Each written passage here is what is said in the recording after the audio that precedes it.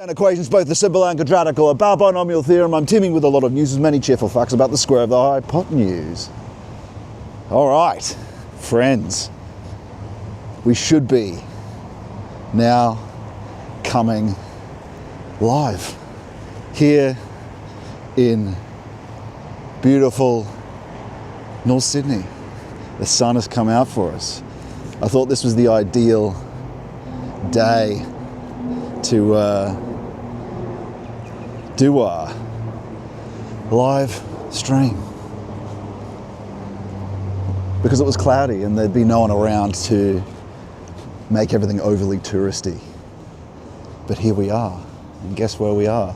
The place that we are is called Greenwood, the Greenwood Hotel.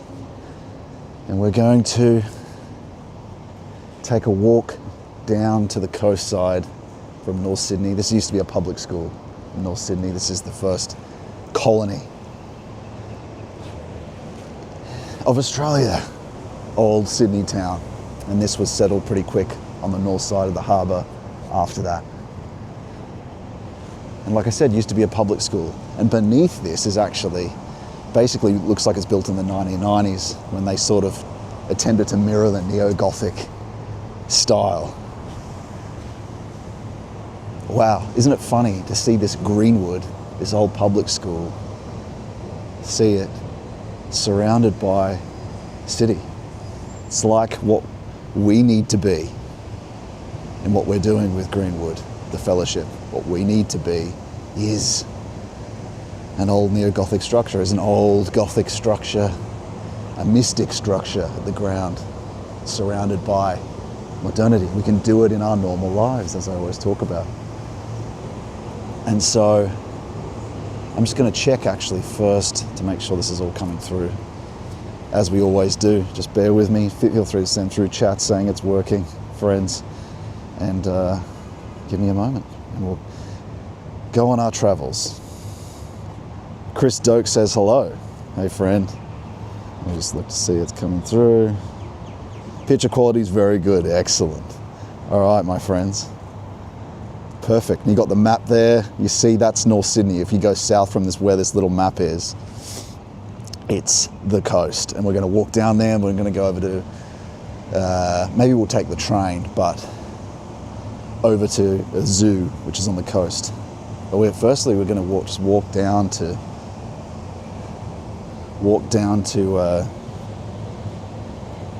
Lavender Bay, which goes past all sorts of period locations, all sorts of period buildings from the neo-Gothic era, from the Victorian era, the Edwardian era.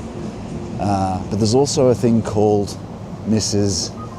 Whitley's, I think it is, secret garden. It's not all that secret, of course, now, but it's beautiful by the coastline. You wouldn't expect it to be amongst all this shitload modernity, amongst all this modernity and commercial activity, but it is. But there's this beautiful church that we're going to go to, and this church we're going to go to and walk down towards. Anyway, you can see this is quite nice here as you look around. It's quite pretty. And behind it's almost kind of like Crystal Palace in the sense of, you know, the Victorian era when they built Crystal Palace. And in the Victorian era they built Crystal Palace with that kind of structure, with kind of, you know, metal, with glass windows and that sort of thing.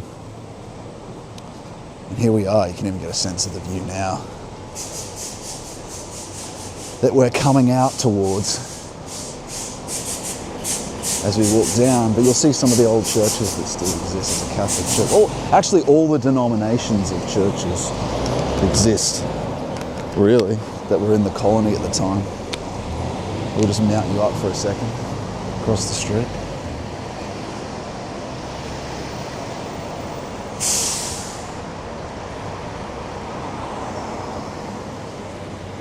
And so we're going to talk about a few things. We're going to talk about, well, we're just going to talk. Sometimes we'll go quiet, sometimes we'll let you just enjoy the peace of the environment. But we'll talk about, I think, the Lord's Prayer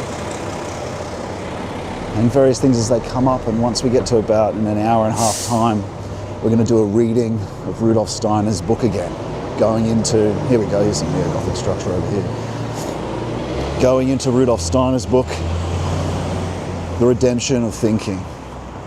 Again, for our second reading, we're going to be doing this for the next 6 weeks, I think. And then, until we finish it. It's only 3 lectures long, but we're in the first lecture now.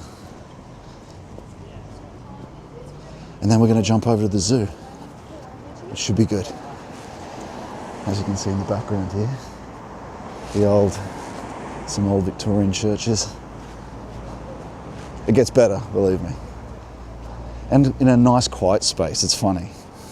One benefit of modernity is that the less people use the churches, especially Protestant churches, that you can have the church to yourself to use it. It's a bit selfish, but hopefully they increase, and as things get worse with AI and various things, as we always talk about.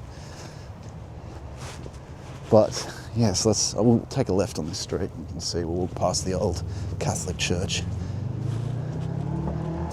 Here we are.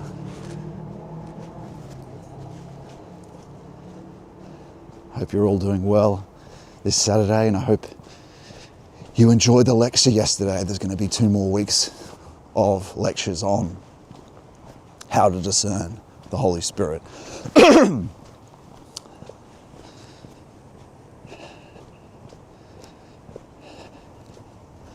Of course, with those lectures, make sure you watch them all before you attempt anything in them.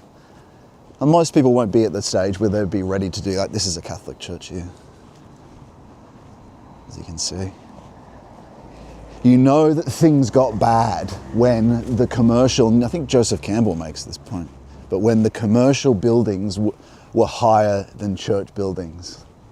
That speaks to the will to power being, unfortunately, the governing principle of modernity.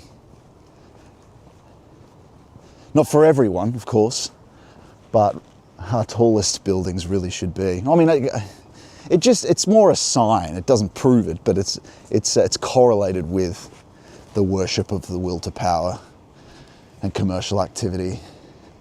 It was the church building, then it became French Revolution and rationality as the tallest buildings, you know, the self-worship, the Napoleon crowning himself, state buildings being the biggest thing, government buildings, Vilzemacht, and then commercial activity on its own.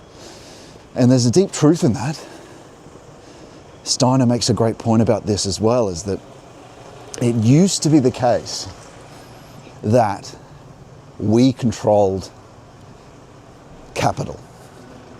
A good story about that is, say, you know, people always hate the Rothschilds, and quite rightly, but at least with the Rothschilds, here's some beautiful townhouse buildings you can see here, at least with the Rothschilds,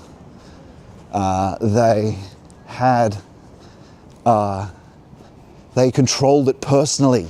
It wasn't its own force that ruled. Because what capital is low spirit, is a way of talking about it. The economy deals with the middling realm of us, everything that human logos knows. And then below that is nature. So you might think about the middling realm as work, the work that we put into things, right?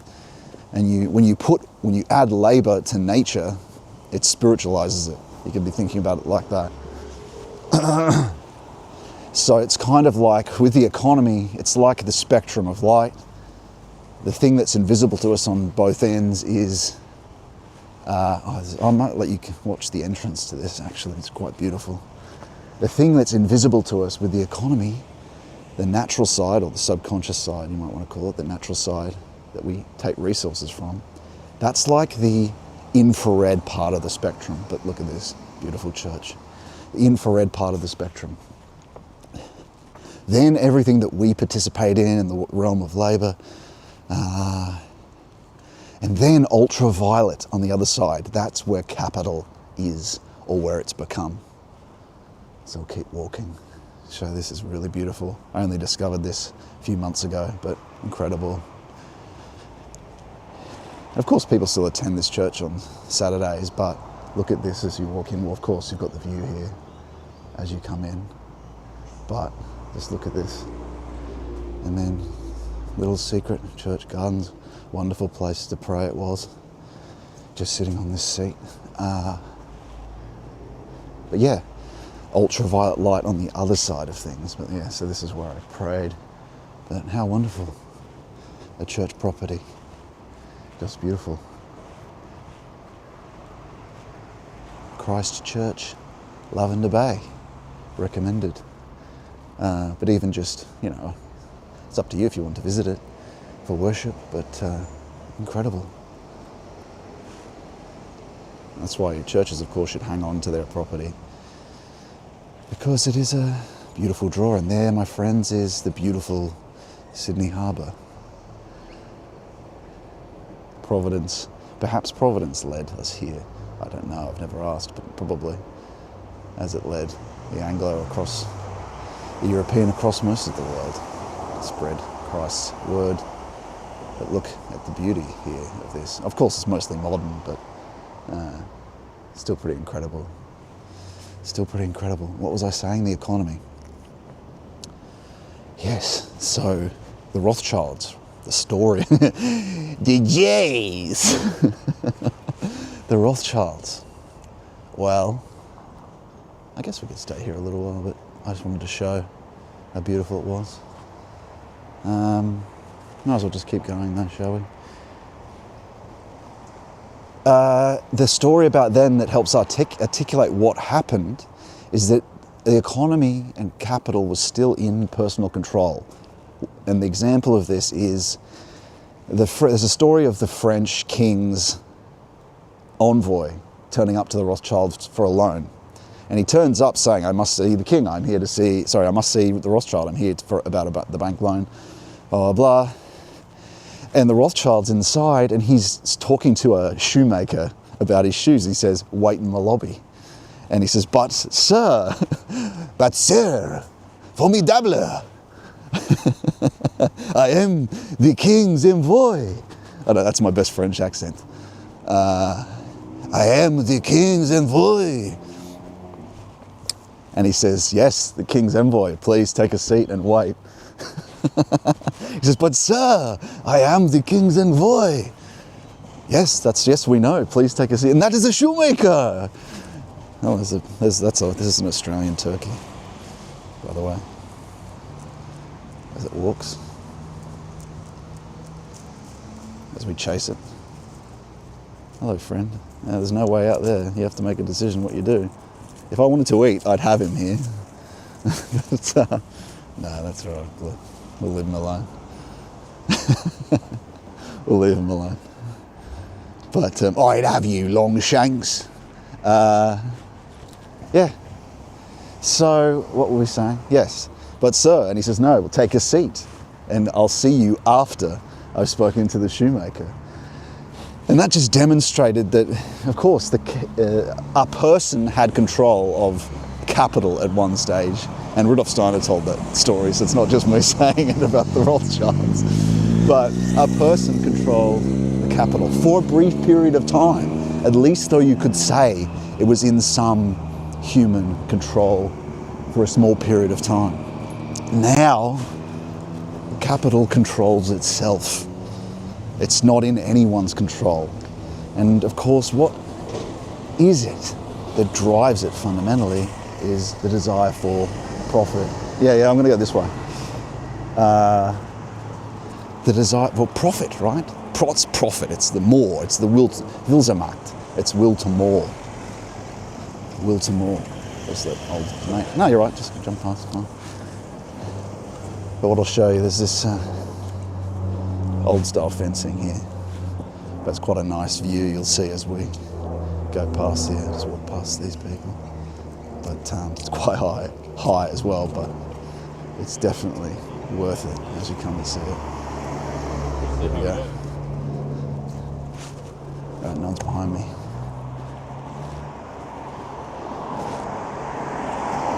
Should be able to see that. Let me just have a look. Yeah, you can see it. Sweet. Check this out. As you emerge out of here. Wait a minute. Here we go. Pretty incredible, right? That's the Harbour. Yeah, this real estate, my friends, it ain't cheap.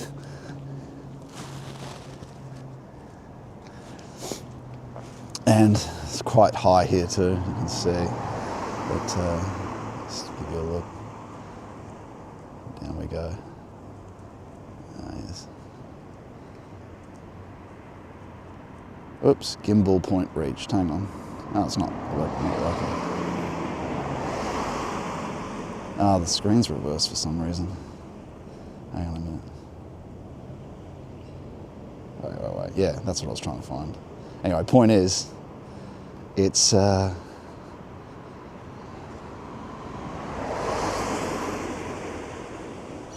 quite a small fence for these days. They wouldn't really have a small wooden, that's all it is.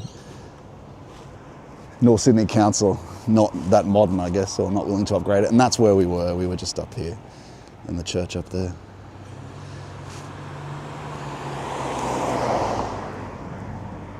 But yeah, it was so beautiful. It was fundamentally European, fundamentally Christian, European. It's just such a shame. Because all that won't be maintained, that won't remain. It takes a certain valuation, a certain care. Even if you think about the old neo-Gothic way of building structures, it speaks to even a remembrance of Christ. Even if people don't have the prime value up front as they should, and that being their God. I wonder if we can actually get down to that from here. I think we can. Yeah. That fades away. And it'll be too late. And you can see that in the rise of modern structural buildings that are just utilitarian. What were we saying?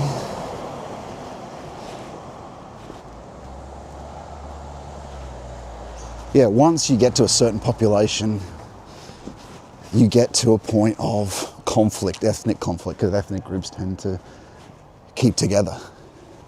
They tend to stick together, and you're not going to be able to force them to have some global homogenization or something. No.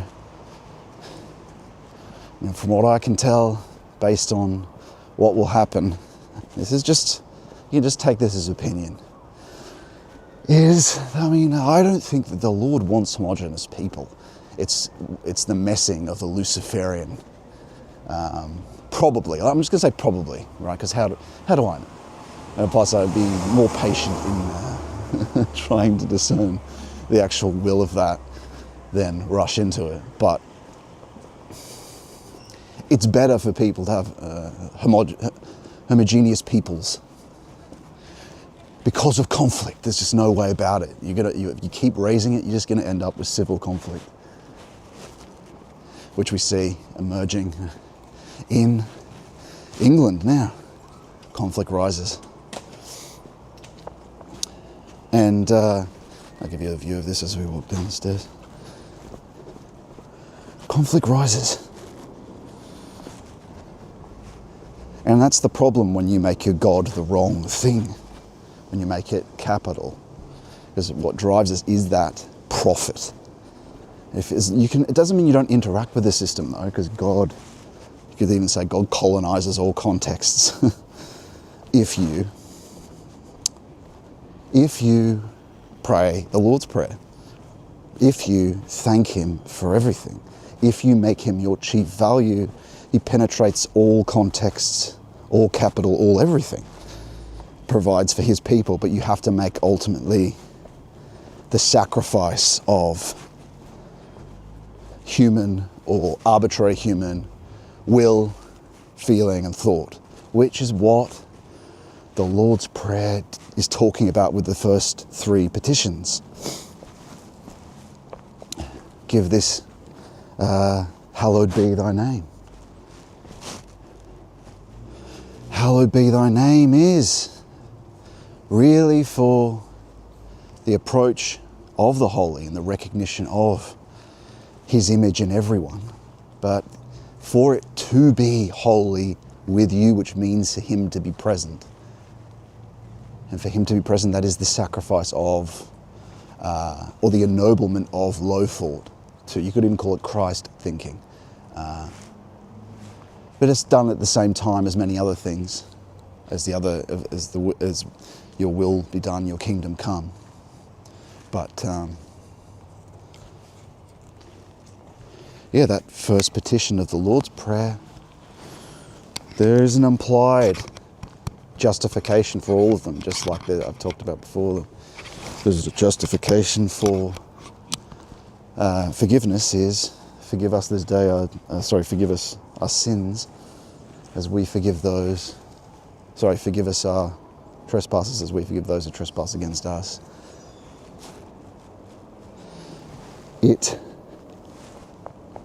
That's second part of that is a justification.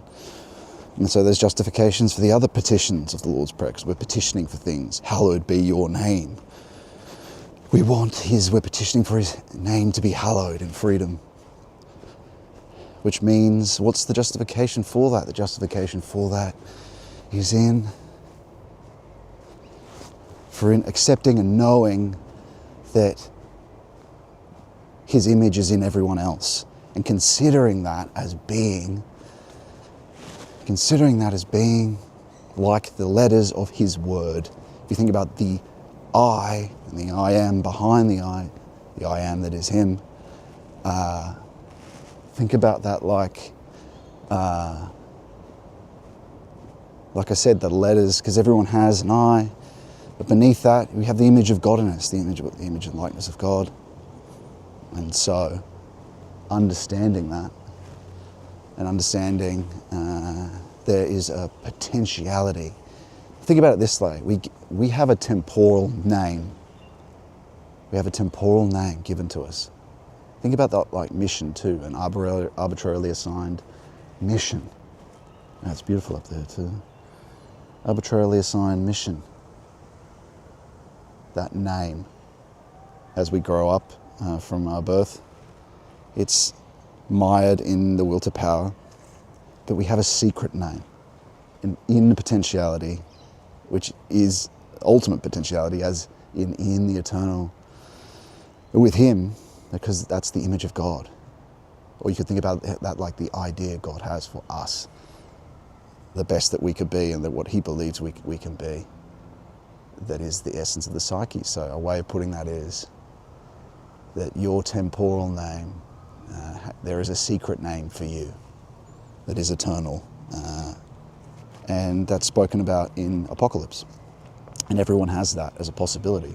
And that's also a providential purpose, not just a destiny or karmic push based on what has been, but a providential purpose. And of course, the purpose of life is theosis, right? It's to... How beautiful is all this park, right? And it's pretty much empty. Because it was raining earlier, there's just no one around. They've all decided to stay at home. But beautifully layered. Beautifully layered, if you can see that. Upwards. I like hilly areas, they're beautiful. But,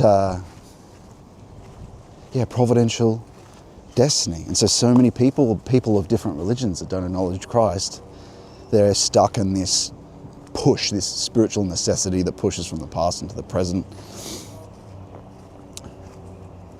And actually that in a sense you could say that modernity is good in that way, is that it will cause the people who don't have Christ, it will devaluate quicker. Never thought I'd hear myself saying that. Modernity is good. But in a sense, for the religions that aren't, of course, Christ, they don't have Christ, it devaluates them. So the spiritual necessity is sort of devaluated by it. unsatisfying, and then hopefully they look to and find Christ. It's one way of thinking about it. I may be wrong about that. But we all have. And that's, I mean, in a sense, if that's true, then it's good in the sense that it's more a possibility of them discovering their providential purpose, which is secondary to actual theosis of union with God, which has to be the focus, right? Because you see maybe we'll see how the bay emerges. We'll walk down here and then we'll walk into this secret garden. But with the charismatic movement, well, as we've talked about before, it's sort of like a Luciferic spirituality. I saw a great video by a person that now follows the channel, Catholic person. He was talking about it. We'll probably comment on this video as a part of seeing testing out a new segment for the show. But here we go, I'll just emerge out of here. See a little beach.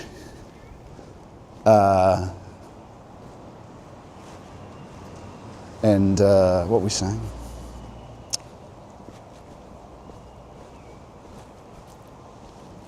Yeah, the charismatic movement. The charismatic movement is kind of like a Luciferic spirituality.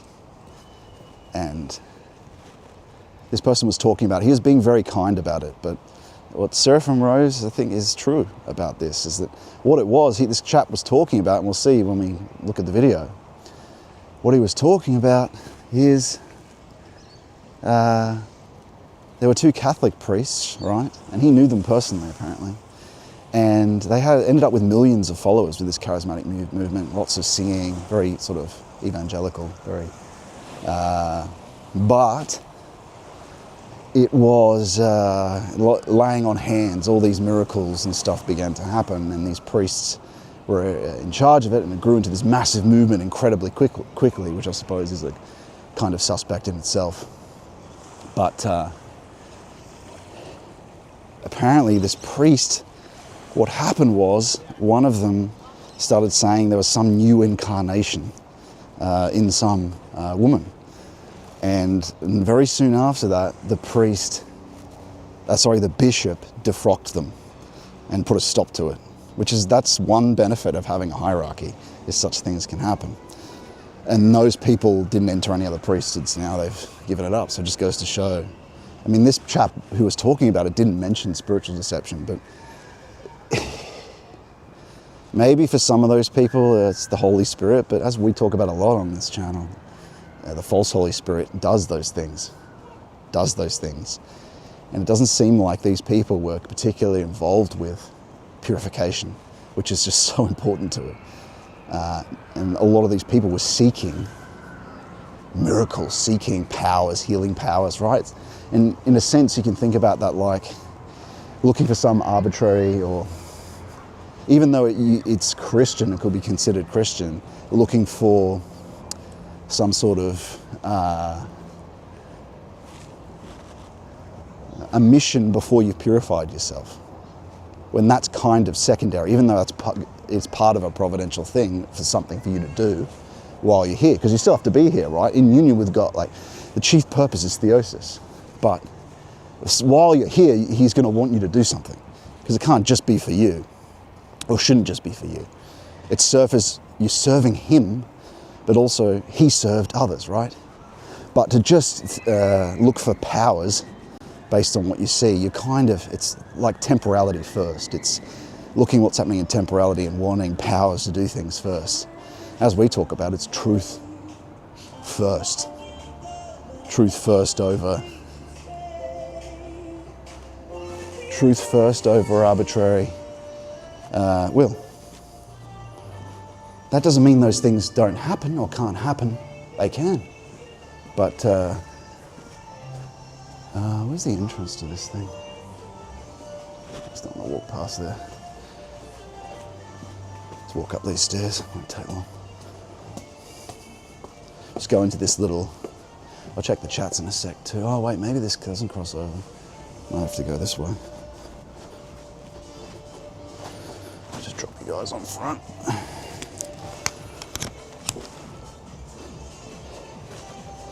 check the chats now as well.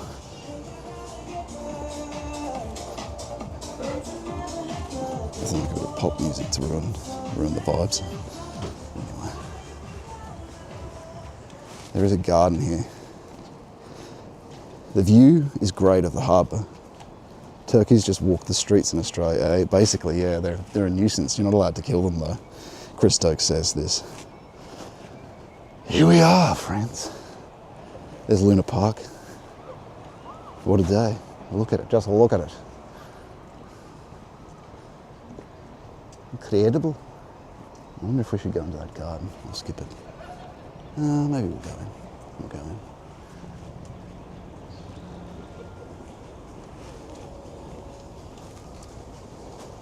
Oh wait, is it still working? Still working, right? Let's refresh this. Better make sure.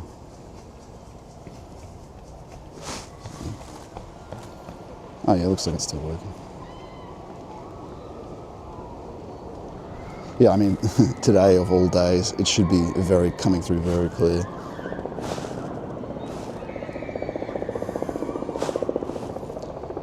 All right.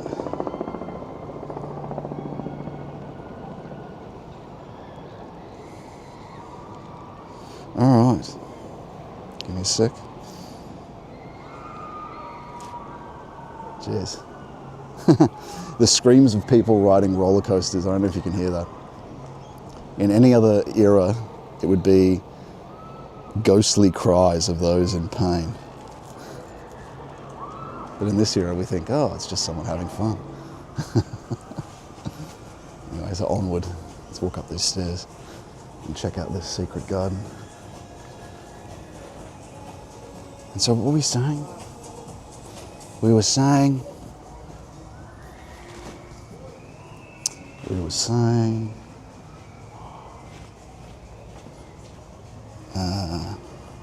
yeah, charismatic movement.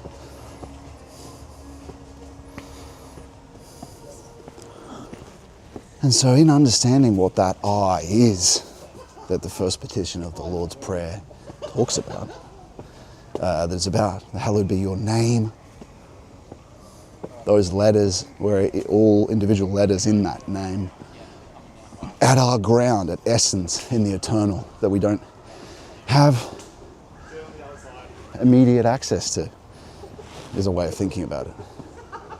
And so, oh wow, look at this.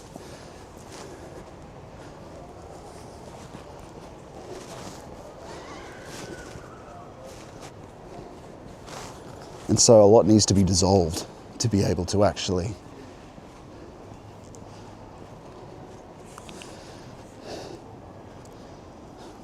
to know what you're doing, to know what you're...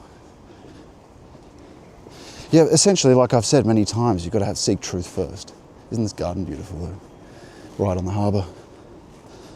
Probably someone's private property originally. You wouldn't want to get caught here at night, though, I tell you.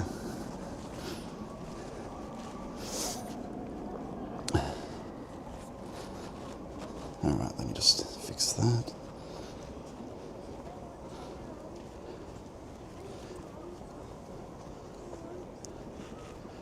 It's like a jungle. Many foreign species documented and discovered from around the empire and planted in our gardens. Yeah, as I've talked about many times before. Who knows? Oh, sorry. Who knows how long these kind of gardens will be around by. Scared that girl. Who knows how long they'll be around for? Because, you know, fundamentally they are European. They are European, right? That when they're sort of national trust style gardens in the European, this is a bit wild. But it is a big European thing to create gardens. Of course, it's done in the East and such as well. But anyway, these things that are national trust items, though, they rely on subscriptions from. They rely on subscriptions from people, and those boomers are all, pass away. I wouldn't even recommend people subscribe to these things. of our generation. What we really need is like a right-wing version of a national trust. Steiner also talked about this, is that capital has to freely flow into gifts, into social organizations.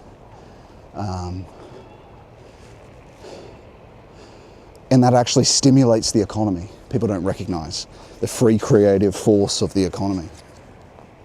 He's got a great lecture series on economics. Let me just put this down for a sec, friends. I'm just going to take my outer jacket off. Tied around my waist.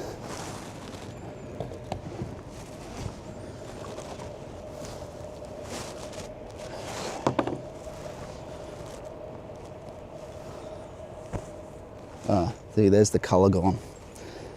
That always seems to happen. Now I wonder if I jiggle it, whether it will fix it.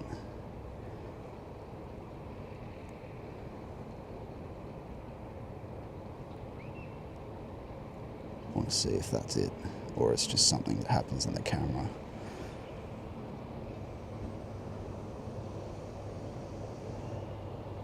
Sorry everyone, I'm just fixing this colour issue.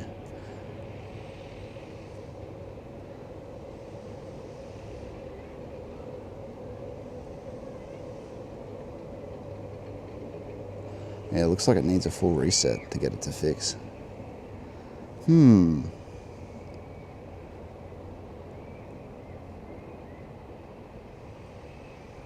This might be a good time to do a test, actually, to see if there's a way of fixing this.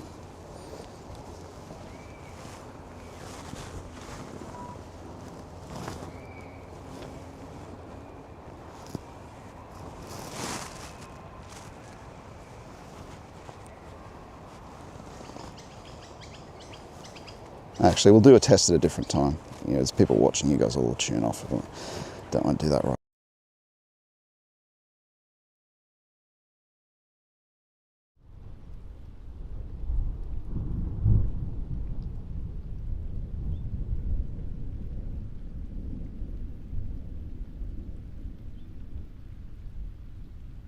It's off.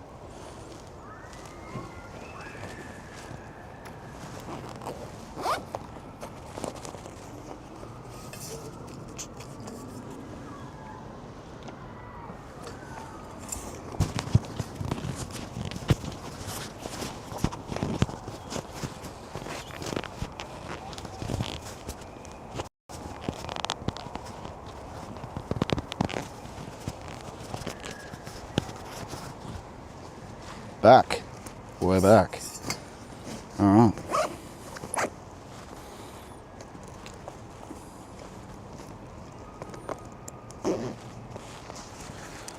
Okay. Here we are.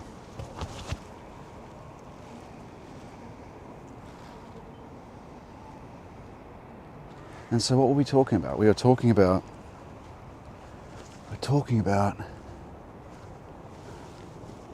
let me know if the colour goes again. We were talking about the economy. We were talking about the context of his bread. And that's so important. Give us this day our daily bread as well. For it to be in his context. Oh, what's recording or something? Whoops. Hopefully that doesn't disconnect it. Better be careful.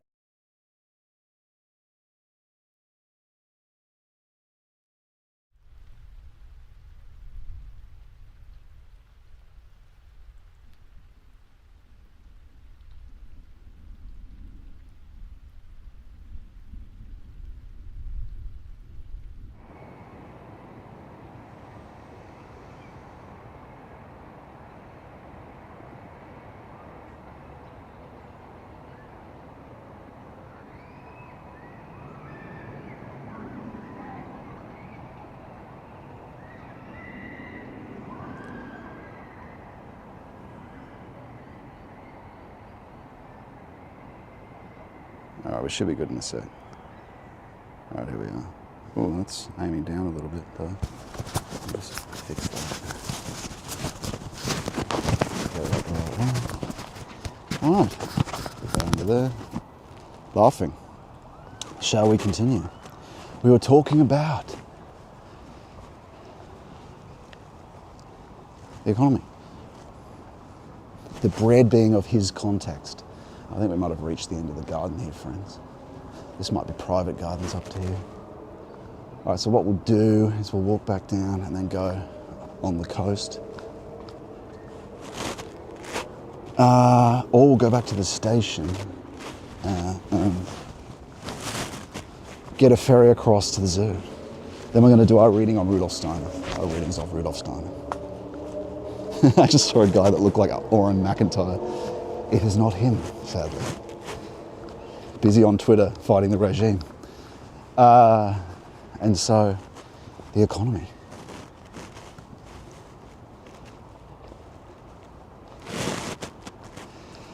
Yes, it's... And so that story that Steiner talked about, that's about... oh wait, no, you can't get it on the track there. That story that Steiner talked about the Rothschilds and the French king, showed how it was still in that middling realm of when, if you use it as an analogy for the economy, this light spectrum, infrared being nature, where resources are shaped by labour, and labour is sort of the visible spectrum, and capital itself is, and people that know Nick Land will get this, capital itself is kind of spirit, right? The low spirit, not true spirit. And it's motivated by, and what keeps it fueled and moving. It's its own force now though, right? Since Rothschild, at least Rothschild had a personal control, but after that, it governs now. It governs and moves you around, unless you have the Lord. And so, to get control, not using power, and so this is true of all people like Elon Musk. They don't control it, it controls them. Insofar as they're not, or other spiritual necessity from the past controls them, low spiritual necessity, demons, whatever. But it controls them, their decisions. So it doesn't matter if you seize the means of production, it still controls you. We're past the point where that even matters. There's another one of these turkeys. Look at it, perched. It'll probably jump and fly off if we go towards it. Come on, jump. Ah. Yeah, they have a hard time flying, those things. But yeah, we're past the point where that matters, where you can seize the means of production, seize all the capital and control the world as a person. It controls you, unless, I mean, can you guys guess what I'm about to say? unless you fundamentally transform your being, fundamentally, collaboratively with Christ. Jesus, there's 3 of them there, these turkeys. Then the true governor can free you, because we're only truly free insofar as our will is in union with him, because he is, if you think about it, using these philosophical terms, he is potentiality. Jeez, they're big, aren't they? He is free potentiality. There you go. So only he can save you from the provokings of the past and the economy, and liberate you from temporality, and so you can become towards him and become what you're supposed to be.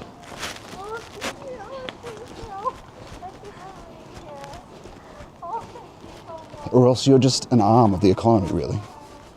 There's no way around it now, where it's become its own entity, own extension.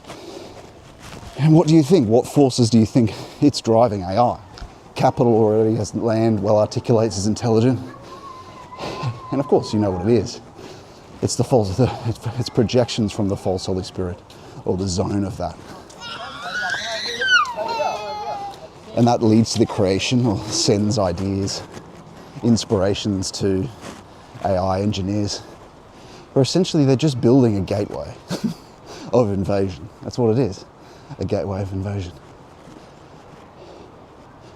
And so Well, the Lord does all these things freely, though. Like, say I pray for someone to be freed from the demons. Say I pray for Nick Land to be freed from principalities and powers. The Lord, will collaboratively bring that about, but he doesn't do it you still have to do the moral work yourself, or else they'll just go back. And that's why exorcists won't do an exorcism on you unless you say, or unless you say, I'm going to go back to the church and I'm going to do this. Because it will work, but you'll just be reinfested with them because you'll just keep continuing your path of sin. But Christ will freeze those people in an exorcism, but then you just return. Because it's up to you. He doesn't force you. And that's how you know it's him, because he never forces you. He doesn't force you. His collaborations are always collaborations. There's a difference between him and possession, of course, is that it's always about two wills in union. And that's also, like I said, a way that you know it's him. Because a possession is, you're turned into an extension. You're made into a slave. And that's what is happening more and more, we see. That's freedom is promised, a freedom to follow arbitrary will and low desires, essentially, of hedonism. That's promised by the serpent. So, essentially, say that promise is you actually get enslaved, say, to your appetites, right? And then you inject yourself with Ozempic rather than actually moving towards him to be ennobled from your nature. And you're just essentially, that's another technology that forces a suppression of appetite, right? And so it's just a little step in the satanic control of the body, right? So it's not, yes, you're injecting yourself with something, but once it's in there, it's something that's just suppressed, right?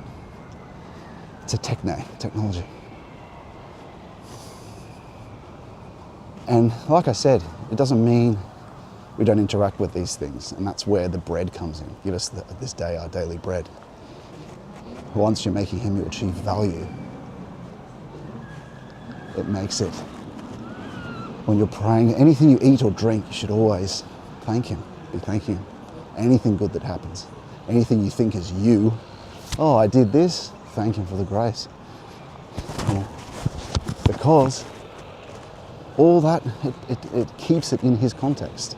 He converts things through that into his context. He's always used the plans of what the devil does. Again, when we fell, that wasn't his will. But he uses what the devil does against it, against the devil's plans, against satanic plans. But, and so there is something deep in each one of the petitions of the Lord's Prayer hidden.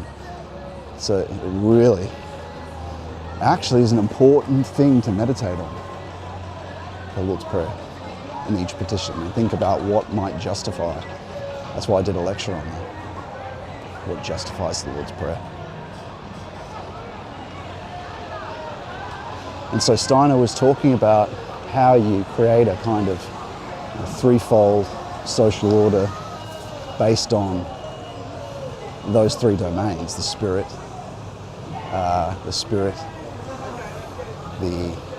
which could be considered spiritual cultural, I suppose, and then the civilizational aspect. Well, there's the history of religion, there's one. That's what you'd really call one. I don't know if you could attach culture to that. And then you'd say there's a middle one called cultural, which is kind of contemplative, which would include Buddhism and all that, right? The sort of humanistic things, the arts. That's another part of it. Or you could say the spiritual, cultural, political, and economic. You've got to keep those realms separate because there's one that dominates them all. And you've got to have, of course, like I've kept saying, the chief value needs to dominate. It needs to be the thing that controls the others. And it's actually kind of true that the economy forces gifts. Firstly, gifts keep the economy going. Gifts do. Isn't that strange to say that gifts keep the economy going? But everything you have children, everything you do for them is a gift. It's not debt. Gifts keep the economy going. It's also a forced, if you think about it, it's a forced collaboration where everyone is self-interested, has a will to more, which could also be called profit. We're going past another park, that's why the noise. But profit. Might make me go here and kind of look as if it noises. Or at least face it forward. Profit is another word for that, the motive power behind it. But it forces cooperation in self-interest. So it's kind of a way of thinking about that is that it's a projection of the natural in that way, of the war of all against all. And so it ends up being just an extension of it. And so in a sense, all those things Marx said about, that's beautiful, right, the harbour? Here we are. Someone enjoying the book by the harbour's side, enjoying, sauntering down the wharf on the harbour side, reading my book. I think this might be the end of the wharf here, I'm not sure. There's a ferry coming. We're going to go on the water. Actually, maybe I will mount this up. Mount it up. Mount up!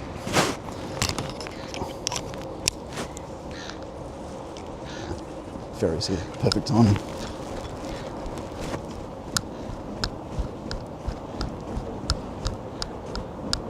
Actually, I'm not going to rush. Looks like there's multiple ferries coming in. Okay. Here we are.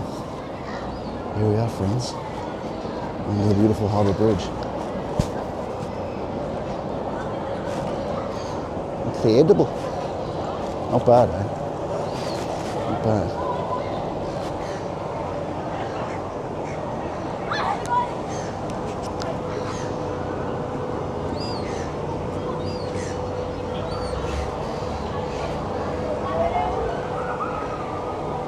Not bad.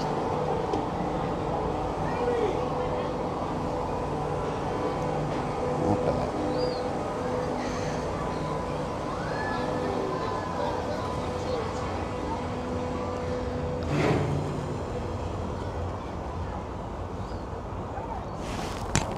And so, what was I saying? I was saying that maybe we should get this ferry. While it's here. Jog on. And how bouncy that is. It's got a remote head, so it actually should be pretty.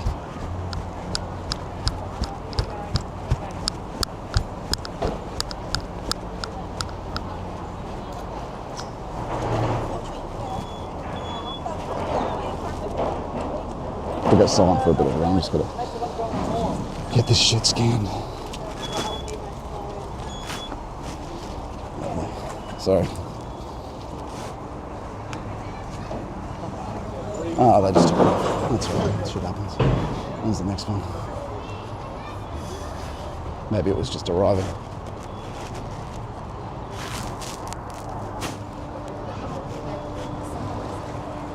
Okay. Where was it go? I wasn't going where I wanted to go anyway. Maybe go to Key Circular Quay. Maybe it doesn't do that. Maybe we have to walk up to the station.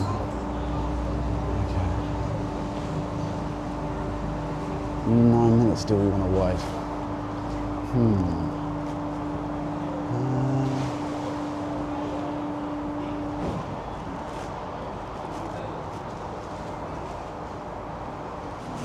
Just give me a moment, everyone. I just want to get the old phone out and see how far this is.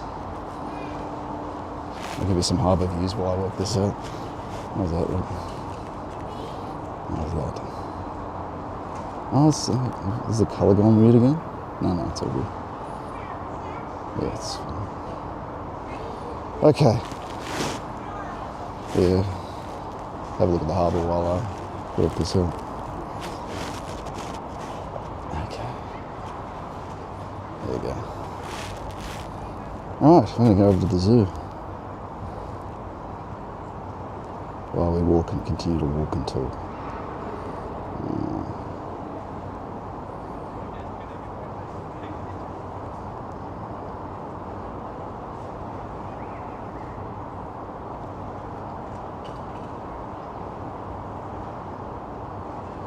Oh god, this saying a bus is the quickest way. I don't want to do that really. What about the port?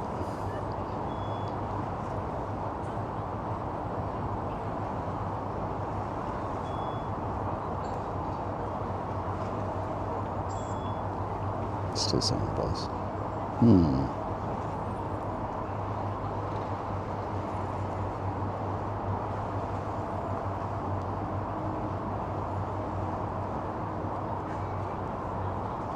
No, okay, yeah, we'll take the ferry.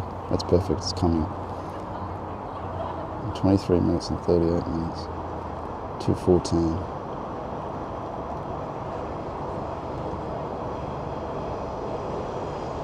Circular care. That's kind of the same, actually. Alright, well, we'll go for a little walk. Keep talking, and then we'll get on the next ferry.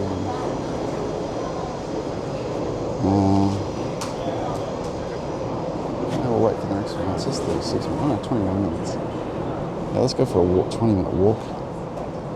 And then we'll get the ferry back to Toronto UFirl. That's what we'll do. Alright, let's go walking.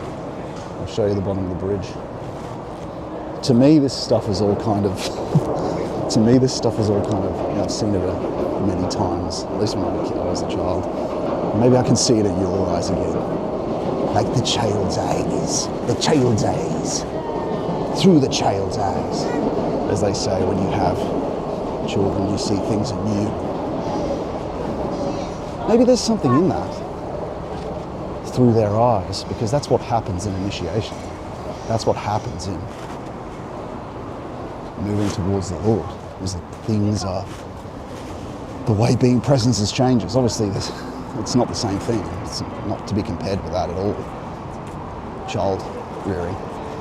Because it's just not, but maybe there's a touch of it in there.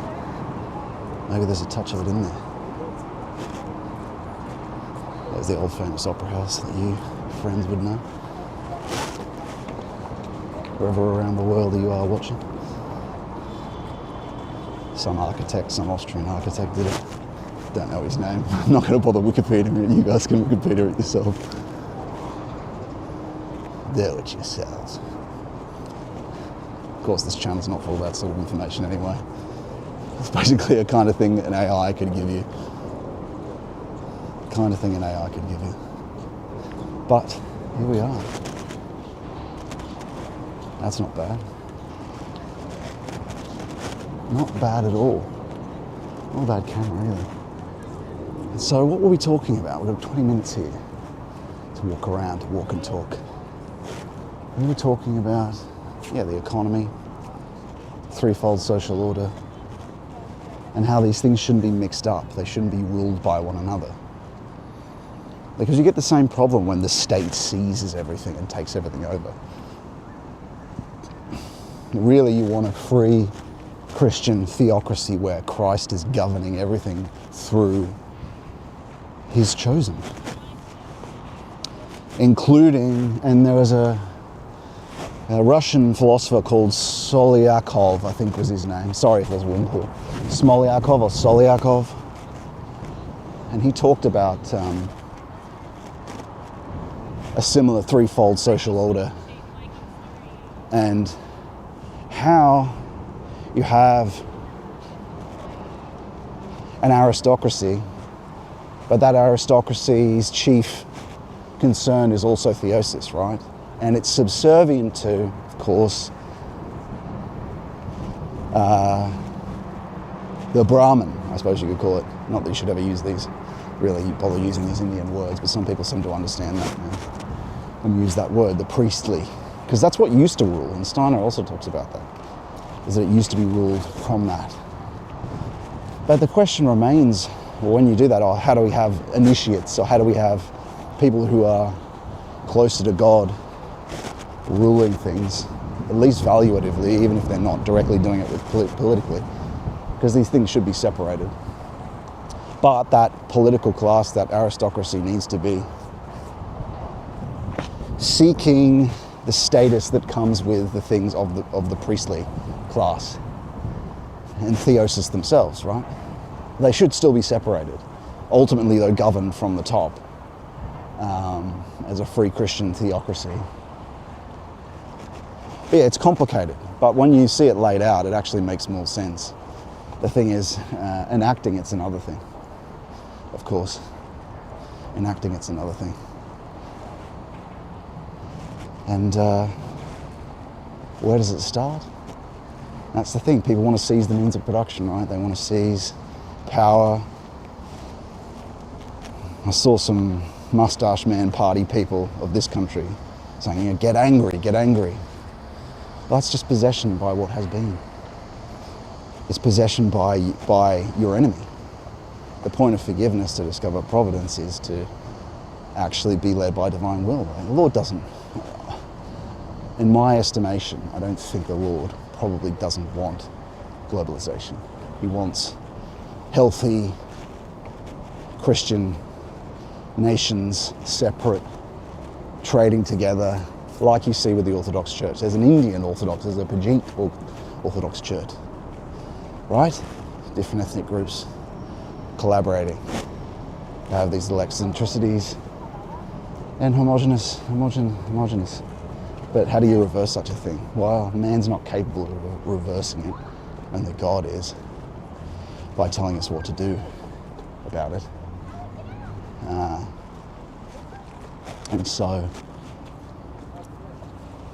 And so, chiefly, really, our concern shouldn't be, how do we muscle first, which is why I undertook really this whole process to begin with. Our chief concern shouldn't be trying to muscle it and try to use anger to get people angry. No, because what you need is the miraculous on your side anyway. But to do that, you have to not become arbitrary. You have to get rid of your arbitrariness to become objective, and that means letting go of your resentments of the people that you want political power over to fix whatever problem there is. Deportation, whatever. It's deportation. But to fix that problem, right, you have to forgive before such a thing burns. People here not having a picnic, but they're not talking about. You have to. You know, so many people pushing on Twitters and various things, Twitter accounts, very wrapped up in the will to power. I know they want this though. You're going to have to take a year off to do it. Let go of those arbitrarily assigned goals that might have a large audience size tied up with it. It doesn't mean it won't be put to good use. People involved in that, but you will have to let it go for a while. Because, and this is where in unseen warfare, and I always get a lot of intuitions about why I shouldn't make plans when I was early involved in the process, right? Don't make plans, he says in unseen warfare. Because what a plan does, as I've talked about many times before, is it's a kind of technical construction that projects a future that you are to be from the past or the present. And then you're kind of held to that. And so if you're trying to become towards something and follow divine will, even just disclose it, you need to, for a time, not to be tied to that. Of course, doesn't mean quit your job. You still need to earn money and do all that sort of stuff. I just mean in terms of if you're someone who's a self-starter and has some lofty political goals or lofty political plan, you're going to have to put that and sacrifice that, put that to the side. which is fundamentally what actually the first three petitions of the Lord's Prayer are about. Sacrifice of will, feeling, and thought. Hallowed be your name, which is your mission, instead of my name. Your will, not my will, Lord. My arbitrary missions have done enormous damage on humanity. Things are just assigned. Nuclear weapons, communism, the possession of ideologies, possession of philosophical systems, which are actually, in a large way,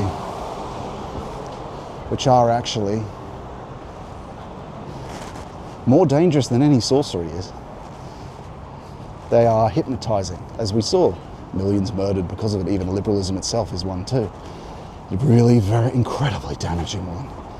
Incredible. I mean, at least we're free to do certain things like this for now. For now. But they weave a spell and create much more damage than any sorcery or magic or whatever Land's doing with his numbers. Much more damage than that. Because they hypnotize. And they lock you in, and you see everything through that complex. You see everything through that lens and can't escape it. The only way out when it comes to a certain stage, and you must have talked to these people before, right? The only way out is to pray for it. You can pray for them, and they can be released of it. And they won't even recognize it, and they will see or be attracted to or be open to, perhaps. It's still their free choice, but they'll be open to other things, open to escaping the closed circle through praying for them, if the Lord wills it, because it's always in collaboration with His will with these things that where the miraculous happens.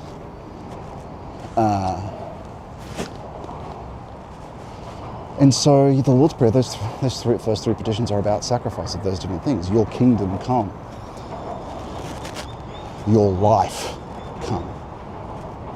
As in the life body. It's not, you know how we often talk about the first wine and the second wine. The first wine being the life of the will to power, of vitalism. The second wine being, it's like the war of all against all, and that life in nature replaced by the principle of cooperation, which is love, fundamentally. That's the far, far future of what the Lord is going to do. And so through us, bringing the kingdom come, the justification for that, just like there's a justification for the other ones, the justification for that is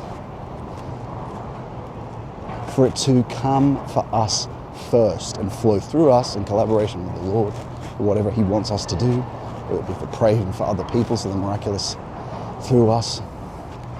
That goes into nature, into that life principle of the war of all against all, and makes it the law of cooperation. New covenants replace old covenants. New laws replace old laws. And that's what will slowly happen with nature, as all of nature being nature itself is a repercussion of the fall. It reflects us in our fallen spirit, actually, the animals, the collective unconscious, right? That's actually true. And so eventually, through this process, it starts with you though.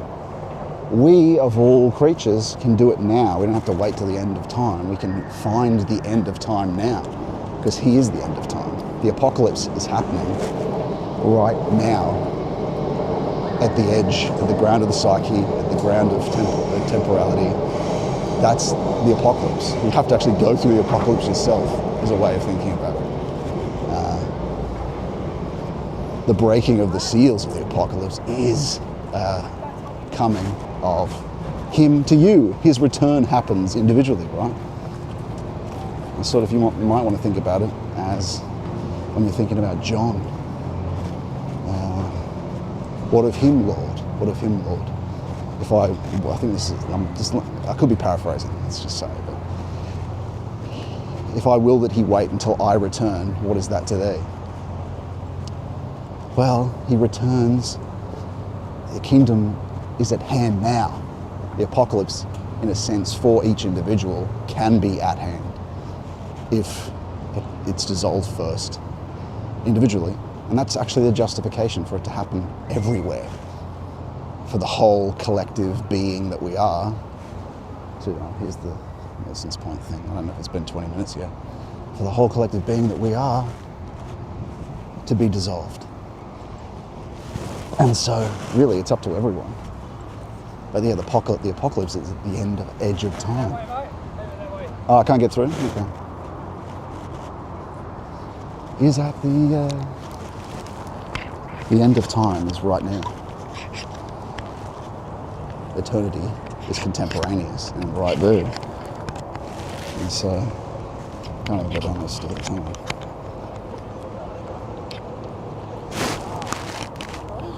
Alright. It's not working very well.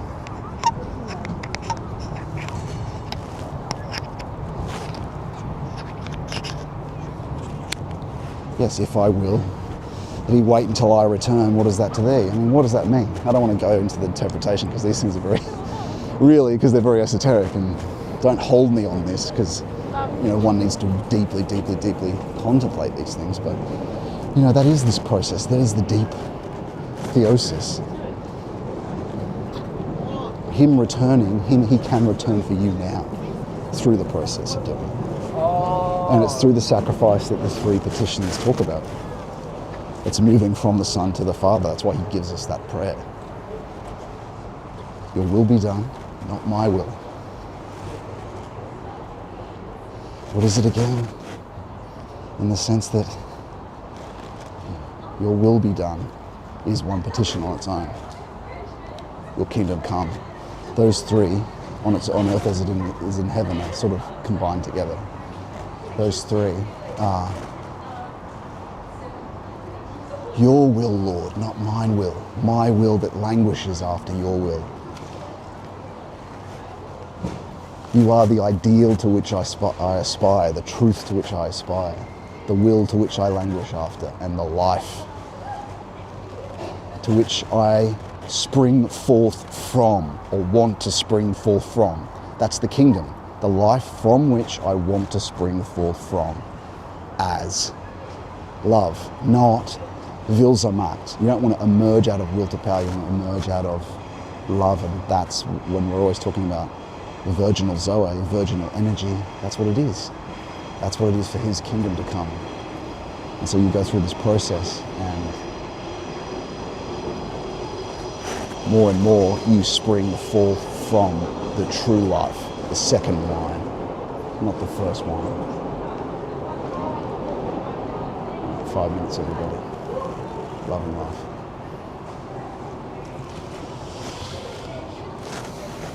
What a day. And it cleared up just for us, friends. I won't claim that it's just for us, but it was very cloudy and rainy earlier. I'm just going to check the chats if anyone wants to say hi. So, where are we? Oh, yes, a few people watching. Hi, friends.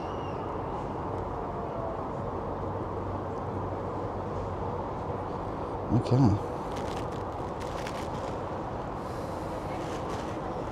And so, where were we? We were on the petitions.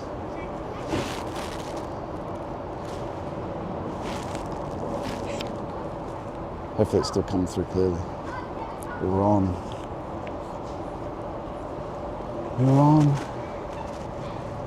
the petitions of the Lord's Prayer. And those three. My will languishes after your will. You're the ideal to which I aspire. And the life from which I want to emerge from.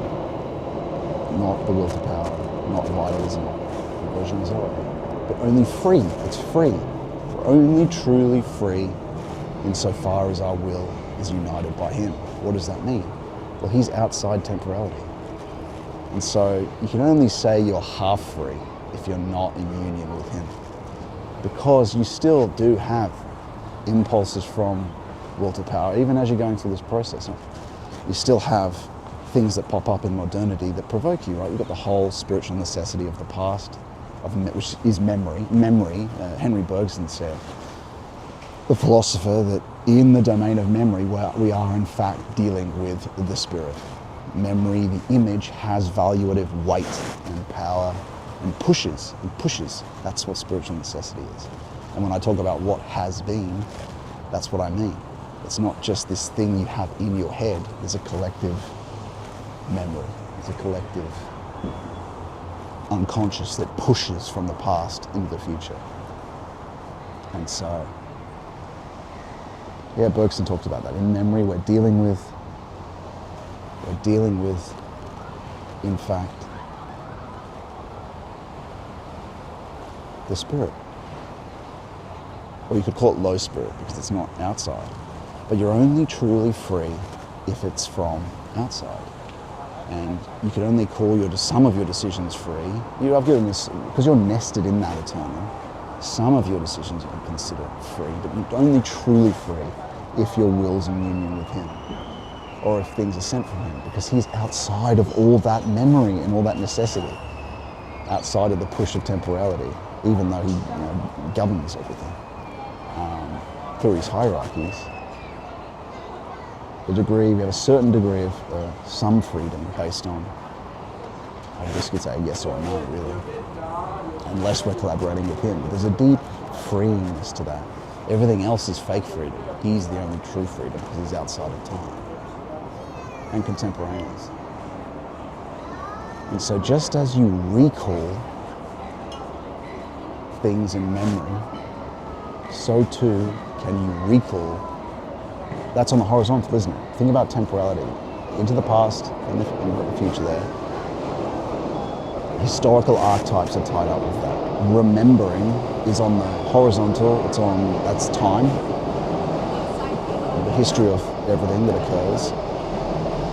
And Bergson also says about, by the way, about. That might be a very... Yeah. Bergson also says about.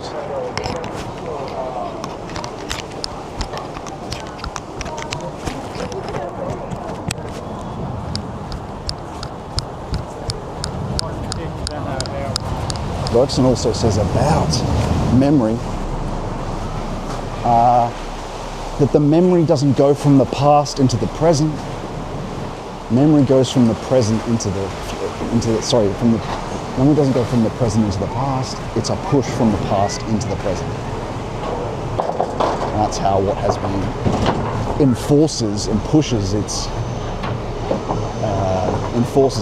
what it wants, right? Demons, if you think about it like that as well.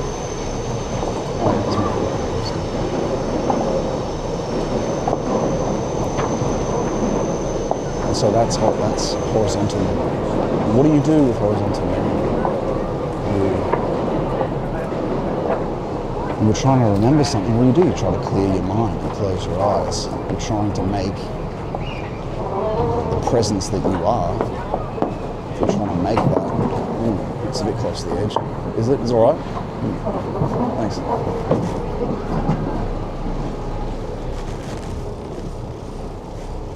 Here we are.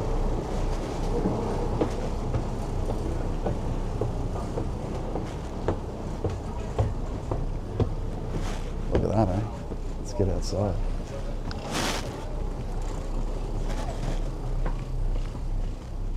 Sea legs.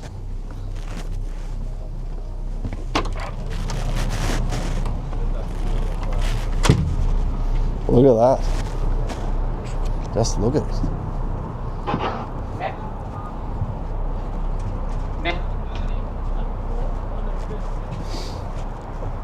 And so what are we saying? Bergson, memory. Oh, sit down. I don't want to fall over the edge. Bergson.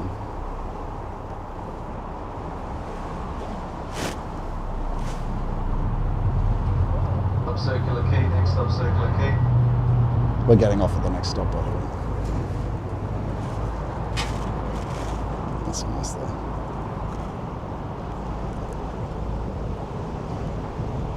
Look at that, everyone.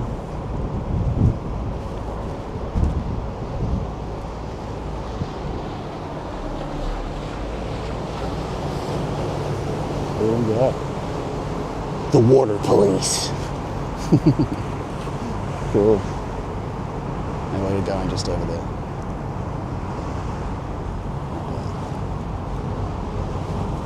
Not bad for live TV, eh? Not bad. Not bad at all. So what are we talking about? We're talking about memory and its push. All this stuff has a push underneath it, this entire world.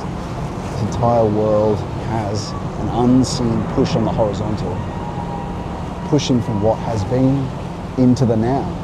You could even say that that push is coming from Greek times, all the way back from the first beginning. There's a push of the past. Of course, there's an efficient cause, a formal cause, but there's also a final cause, which is the agent of growth, which is well, it's him, isn't it?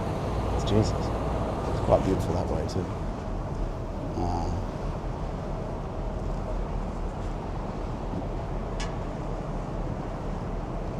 So in a sense, this techne actually is a projection from Greek times of what has been. That's all horizontal memory in it. Nothing's forgotten, or nothing of importance is forgotten anyway. And so when Jung was doing all his investigations, he was doing a depth investigation of the past. Things can be dug up in the unconscious just like they can be dug up in archaeology. There's an archaeology of the soul, except that part's still living, whereas the antique is actually dead. It's just the bones. There's actually still a body, which you could call being. You could call being from the first beginning. Historical archetypes all come from that. But as Plato says, there's also, wow, I'm gonna look at this video again. Hopefully the color hasn't gotten ruined on this. But it's pretty, hopefully my face isn't, I guess it sends it out of focus a bit, but pretty. Live to you at HD. Yeah, Plato said that memory also is vertical. We didn't say it, I'm paraphrasing him here. But memory is also vertical. Memory is also typological, not just historical. And so it's not just horizontal, it's also on the vertical. And that's God, that's heaven, that's space. So this is space. Everydayness, modernity, there's a vertical, the spirit, which is higher than space, and there's backward in time. There's a push from what has been, and there's also a final cause. You consider it downward, I suppose you could call it downward, but it's in everything. So it's both in and out, it's not just up there in the sky, but vertical is a good way of seeing it. And you can remember vertically, not just horizontally, which is what this whole thing is. That's what theosis is. That's what communion with. I'm just going to put you guys back on the shoulder. That's what communion is. You're communing with the Lord. It's remembering, or He's remembering you. Because it's not you. Like, you can try to do it with your force, and what do you do when you remember? You try to you close your eyes, you try to make what did the Lord say? Born of water and spirit. You try to make your picture, I think even Plotinus talked about this, you try to make your mind picture empty already, so you can remember something. And what you're trying to do is recall. What Plato talks about is you can recall on the vertical in space upward, right? Not just memory. That requires a different type of practice. But it's analogous to that. And the truth is, though, that it can't be done by you alone, as we've talked about ad nauseum. it's collaborative with He who is our beloved Lord Christ.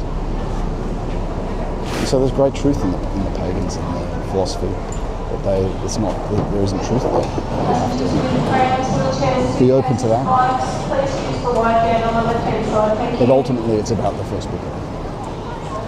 So what we were talking about, I had a conversation with someone on Twitter and we were, there's another scam back here.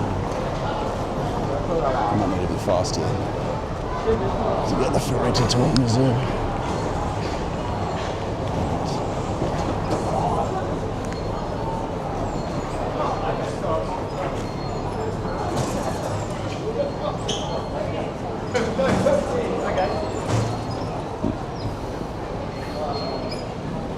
Passengers with prams, wheelchairs, suitcases, bikes, please use the lock gate on the left-hand side. Thank you. Okay. Just give me a sec, everyone. I just want to find out where we're going. I think there's screens up here. There is. 4.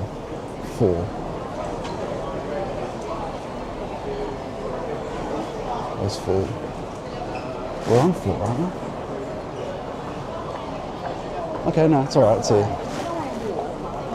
Okay, 9 minutes. 9 minutes back here. Well, let's go for a little walk. Let's go for a little walk and show you a bit of this. Circular quay. There's not much here, but what are we talking about? We're talking about vertical memory, horizontal memory. I might get a Coke as well. I'm not sure what this building is. But it goes to show what we're losing, doesn't it? You know, it's funny, you look to these royal symbols. You look to these royal symbols and you can see it on the front of this building now and you say, oh, an Australian does anyway, how beautiful and how we should go back to that, how wonderful it is. But to have a king, or a true king, but of course it's a false king. And I think someone said it best on Twitter when they said that the monarchy is nothing more than they're just basically a shitlib NGO. And so it's wonderful and everything to look to the classic neoclassical buildings and neo-Gothic buildings. But it shouldn't fool you into thinking that it's okay just to leave what's in place as what's in place. And these things have to be, you know, that's why the only saving is Christ. The only saving is He who is. You know, I just don't see it. And I don't know how anyone sees that it'd be possible for us to seize things, the kind of anger that's needed, the kind of, I don't really want to even go into this, but the kind of thing that's needed for, by the time that happens, it's not going to be a majority. It's going to be like utter civil conflict.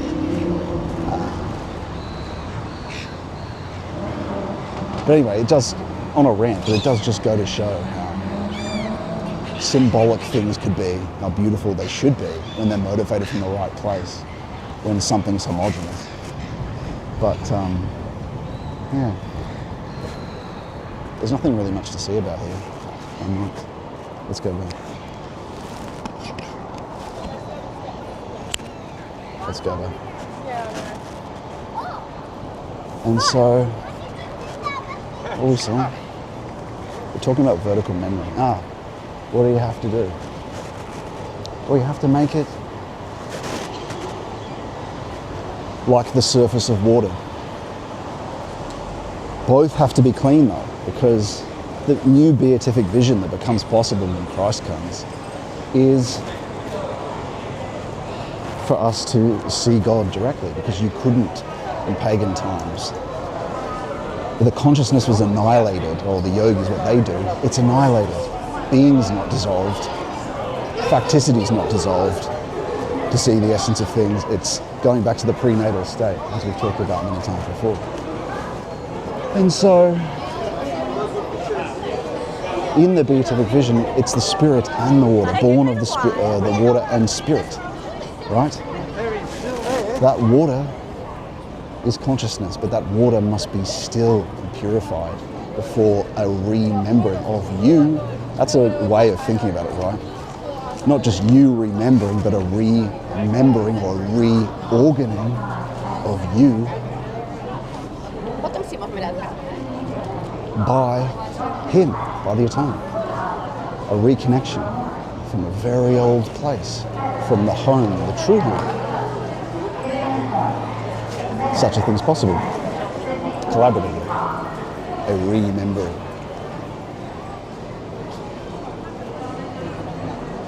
And I was on Twitter, I was talking about, someone was talking about the first beginning. And they were talking about reading Evola, and basically theories about what they think ultimately we are fire. We are actually, at our ground, it's fire, it's high fire, not low fire. Low fire is Heraclean fire of the war of all against all. It's the fire of the will to power, of Will zur Macht. And that's essentially what he's talking about. But the truth is, you really shouldn't say anything about it until you've actually seen it. There's just so much raw speculation about metaphysics. But what is metaphysics truly? It's something granted.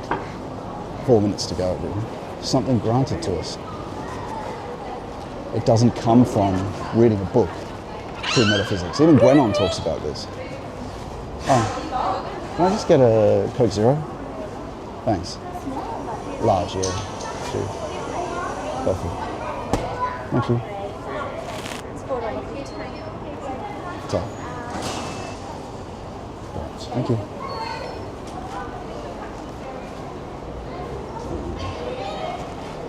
$3 mils.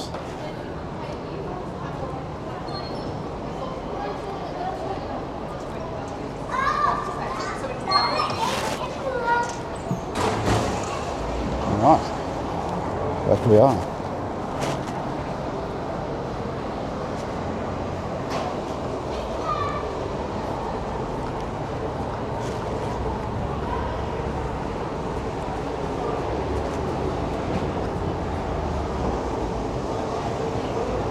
There we are, Tromazoo, this is it.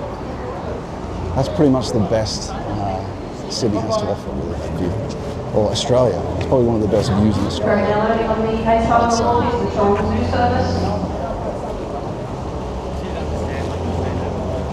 Incredible.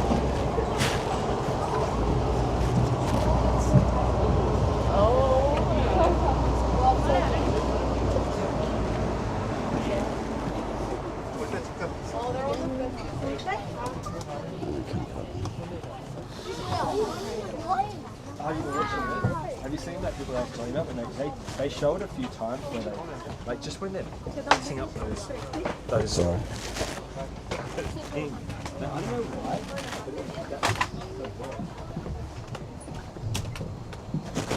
All right, here we are, friends. Let's see what's up here. I don't know if we'll stay up here. Maybe. Okay. With the rest of the tourists. Beautiful.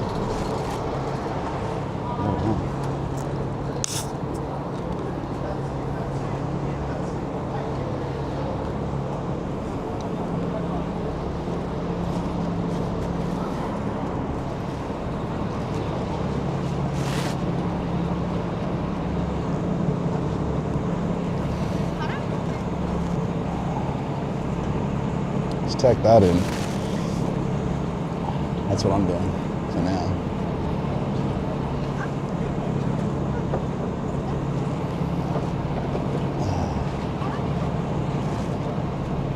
So beautiful. But that's all it is, isn't it? It just becomes even all of tourism.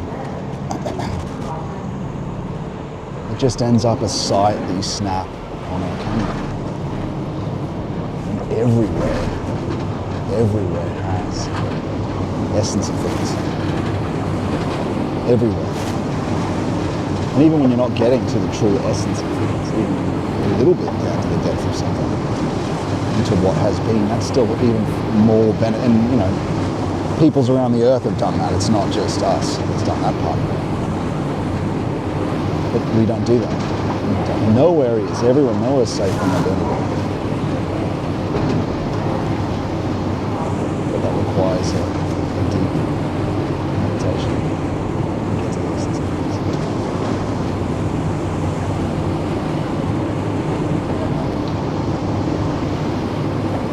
Otherwise, you kind of, and even, you know, it's kind of ironic for me to say that, in a sense, because I'm wearing a camera and streaming to you guys. And of course, what we're talking about is off the depths, so it's sort of permissible. But you know, when I've always gone on vacations or go to places, I don't ever take photos.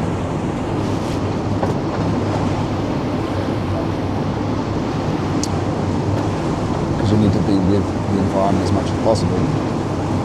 But what doing the practices that we talk about often are going deeper down into everywhere you go. Everything is more meaningful. Everything is more essential. Places that you go are way more worth going to. Although curiosity travel is less interesting to me, of course, rather than finding some place that's appropriate to contemplate them. But everything is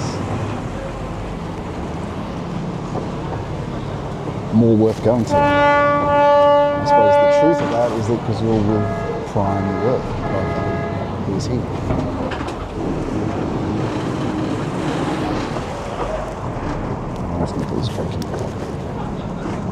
I'll check the chats as well. So give me a sec. I'm sure I can. I need to get like a cup holder for this wig.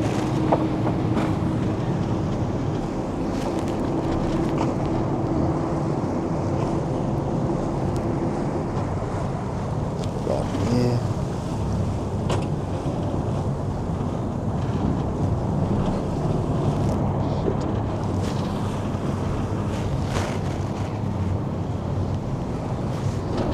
On the upper deck, just for some information, you do need to be seated. If there's no seats left for you upstairs, you need to head downstairs.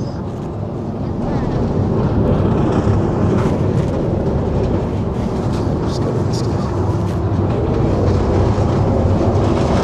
Standing on the upper deck, please move downstairs if there's no seats for you.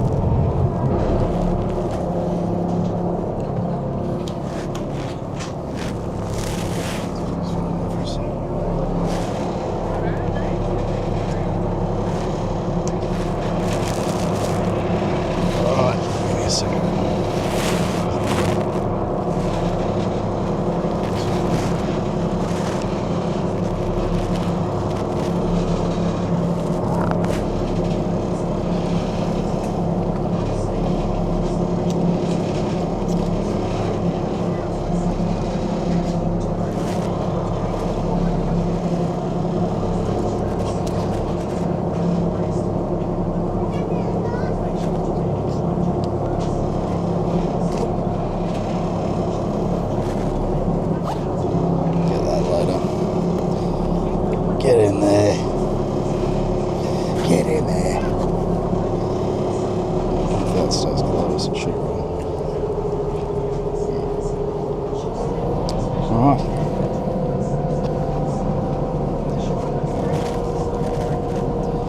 Should that back in there. I'm missing some good stuff here. I better put this back on. Getting tangled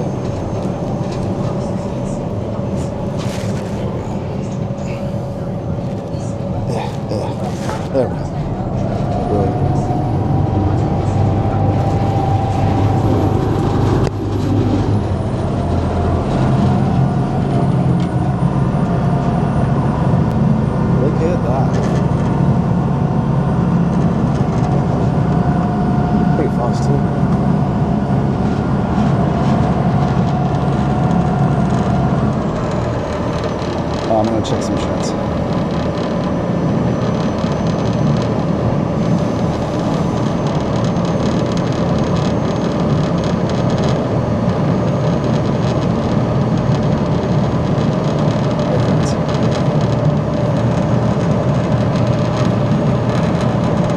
Back to it.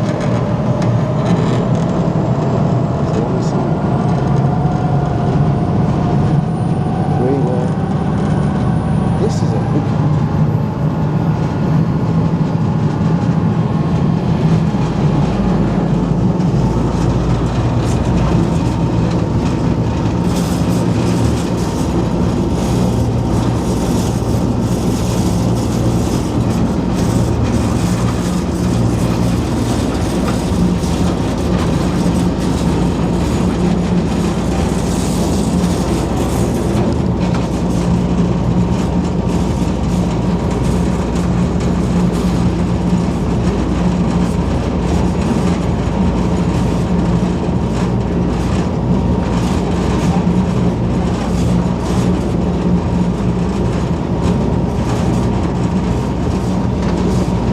Looks epic.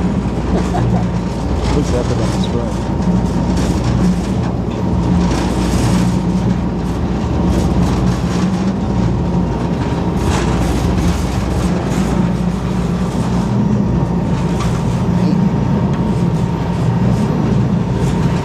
Don't have anything to say really, other than just enjoy the view.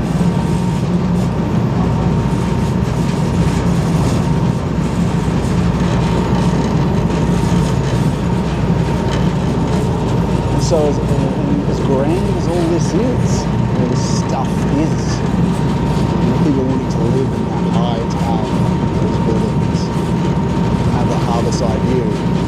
These things are incredibly expensive, especially in Sydney. This is probably one of the most expensive city in the world. Yeah.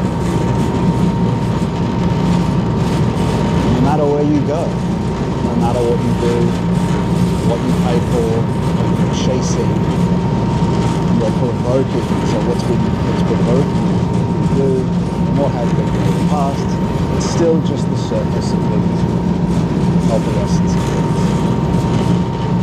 Because as the Lord says, as he says, it's harder for a rich man to enter the kingdom of heaven. Look at the kid.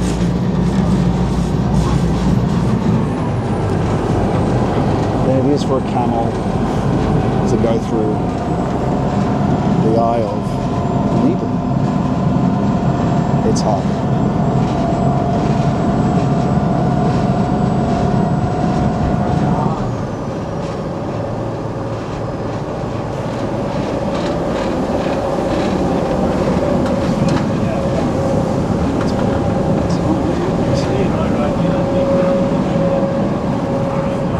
So as nice as one of these properties would be,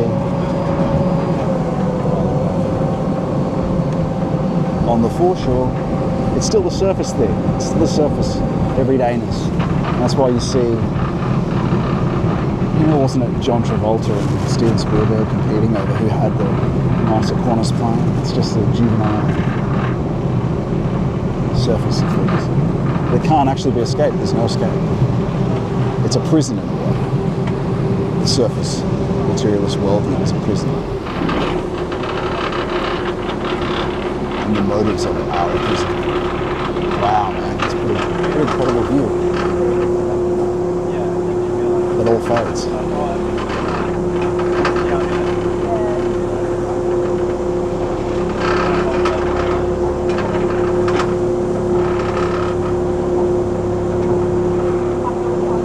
All the fireworks and armaments and don't impress him, don't impress the Lord.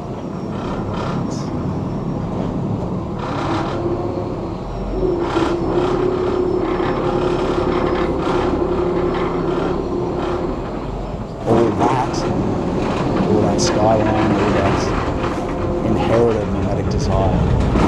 I kind of learned this in a rudimentary way when I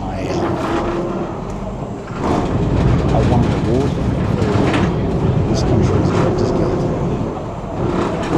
And immediately after I won, I lost all luster, lost all care.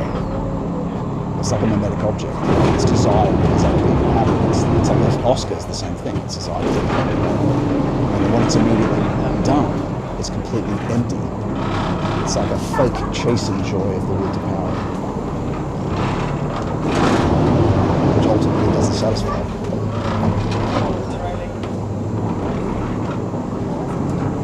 You can guess where I'm going to go with this. There's one satisfaction. Just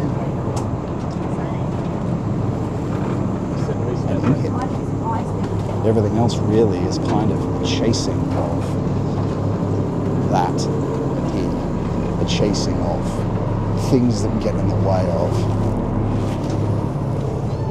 him. Maverick. Ah, there he is. Thanks, Dad. Maverick.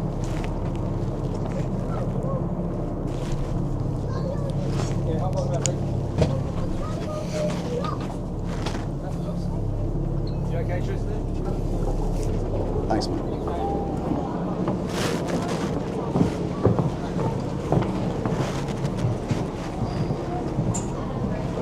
And so fundamentally, the things of the world are valueless insofar as they don't involve that salvation, saving. They're empty. And you get that. If you're going after a goal provoked by modernity or something of modernity, you'll discover very quickly when you achieve things, it immediately loses all luster as soon as it happens or you achieve it. It's completely empty, and that thing that drove you is gone. On to another thing. And so for me, that's what happened with that. You just better not hope you learn that lesson after, say it's a really long-term goal. You want to you want to learn that lesson fast. Although maybe the intensity of that and the immediate deflation of it, or devaluation of it, you could call it, that the will to power happens as soon as you achieve something, as soon as you achieve the goal. Whatever luster that technical kind of goal system had dissolves from underneath, because that's the way the world of will to power works. And what motivates it fundamentally? Well, it comes from preservation too, right? It's a being towards death, that we're all dying at the same time as we're living. Clearing and concealing a dying and living. And so because of that emptiness, where we meet, there's an abyss at the ground of the psyche and the ground of what we are, that drives things and drives the will to power. And so it's trying to fill you up. You're trying to increase your weight, self, being. And these are fundamental impulses, fundamental forces. To actually discover them and find them requires the depth practices that we talk about. It requires initiation to discover these impulses. So you're not going to really know them until you you'll know them through experience, maybe, through some of the things I'm talking about. But through this process, you actually meet those impulses or feel them. And that's represented in, this is Taronga Zoo, by the way, everyone. This is a port along the way. I'm not sure how much it is, but I guess we'll find out. But you see that in the miracle, Christ's miracles of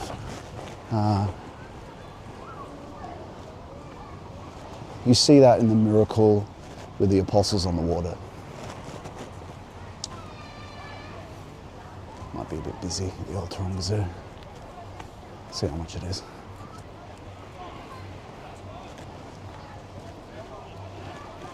The water for the apostles, they're being bashed around on the boat at night, right? That is the cosmic forces that you meet and have to have the moral courage to just face and pray the Lord's Prayer. And some people from the fellowship will understand what I'm talking about too, because they've been through it as well. But, and then it's the Lord that comes, the Lord in which you rely on in that situation. You could even call it like a key conversion. But, yeah, you meet these cosmic forces directly, but you should know them by the symptoms anyway. I don't know sound what to do. That seems alright.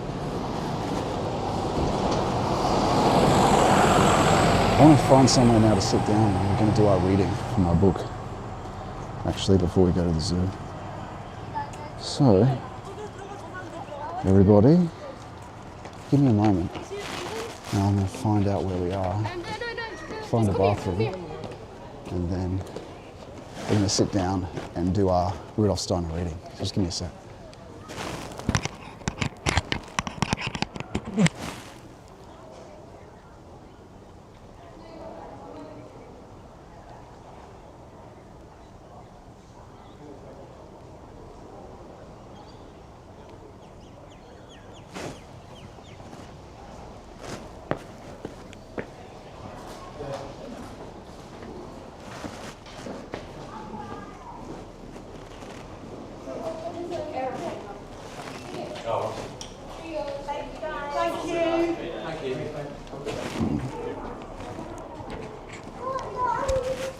Signal's good.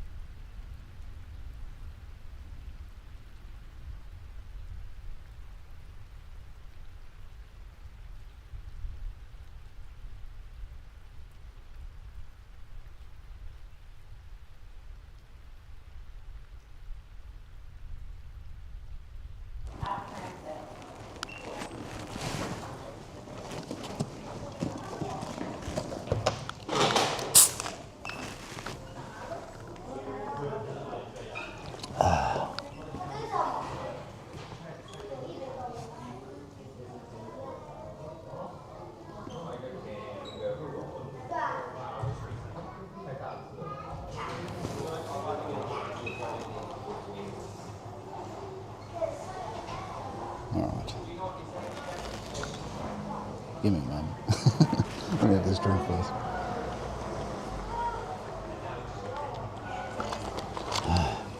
We have our ticket. And we are... You get used to just speaking amongst other people when you're not with anyone, if you're wondering. He's insane. He's talking to himself. Or is he? He's insane. He's talking to himself. Capital. He's a Victorian throwback. Okay.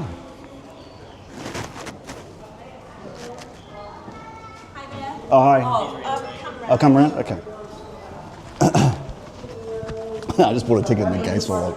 Thanks. Sorry. No, you're Have right. a nice day. I got till 4:30. And I don't know if we'll sit down here. We may sit down for our reading inside the zoo rather than outside. I'm not sure how long we'll go, like an hour or something. Alright, we'll go through it then, huh? All right, we made it.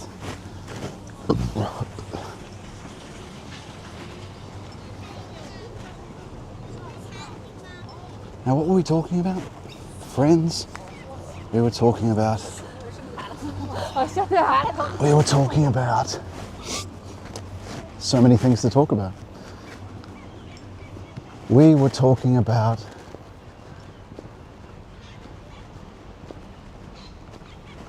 the emptiness of all joys of the world and all desires of the world fundamentally when they're achieved. It's a great time to discover that something more is going on. And again, that happened to me when I won a national award that I'd sought from years before. I guess we'll just walk the stairs. And that was my first sort of understanding of the ground of reality and how this stuff actually really works and how it's mimetic. Is that I held the statue in my hand and I thought, what is this? It's nothing. I have no want for it. It's just an empty. And then I saw other people who were nominated for the award, wanted to hold it. And I thought, that's what's going on here. That's what's going on here. That's how this works. It's a mimetic product of desire, and once it's achieved, it's nothing. The only thing that doesn't do that, like we were saying, is the Lord. He is the true end of everything. And you really only end up doing anything of worth if it's through and in Him. And ultimately it's about truth, not about being satisfied. But it's the only final end and satisfaction, because He is eternal and prime value. I guess this is kind of how I remember it. I came here as a kid. Water exhibits.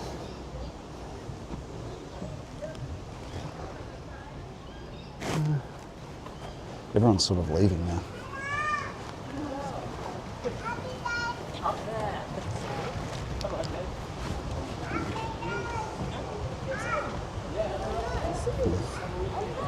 You know.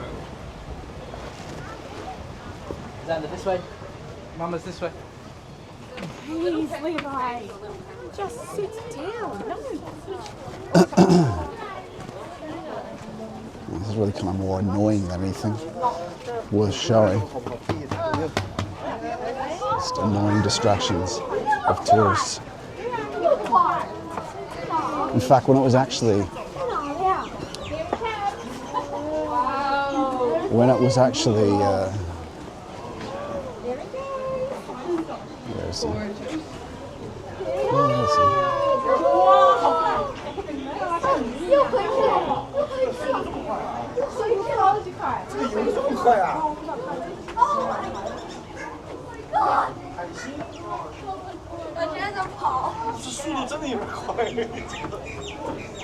Sander, come down here, baby. They're having races.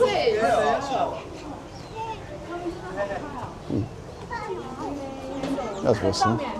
Oh, they're coming. Here they come.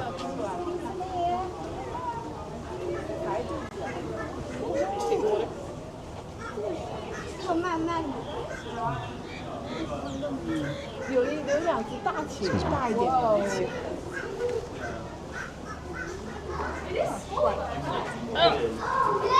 We got some of that already. I don't even know if there'll be reception down here.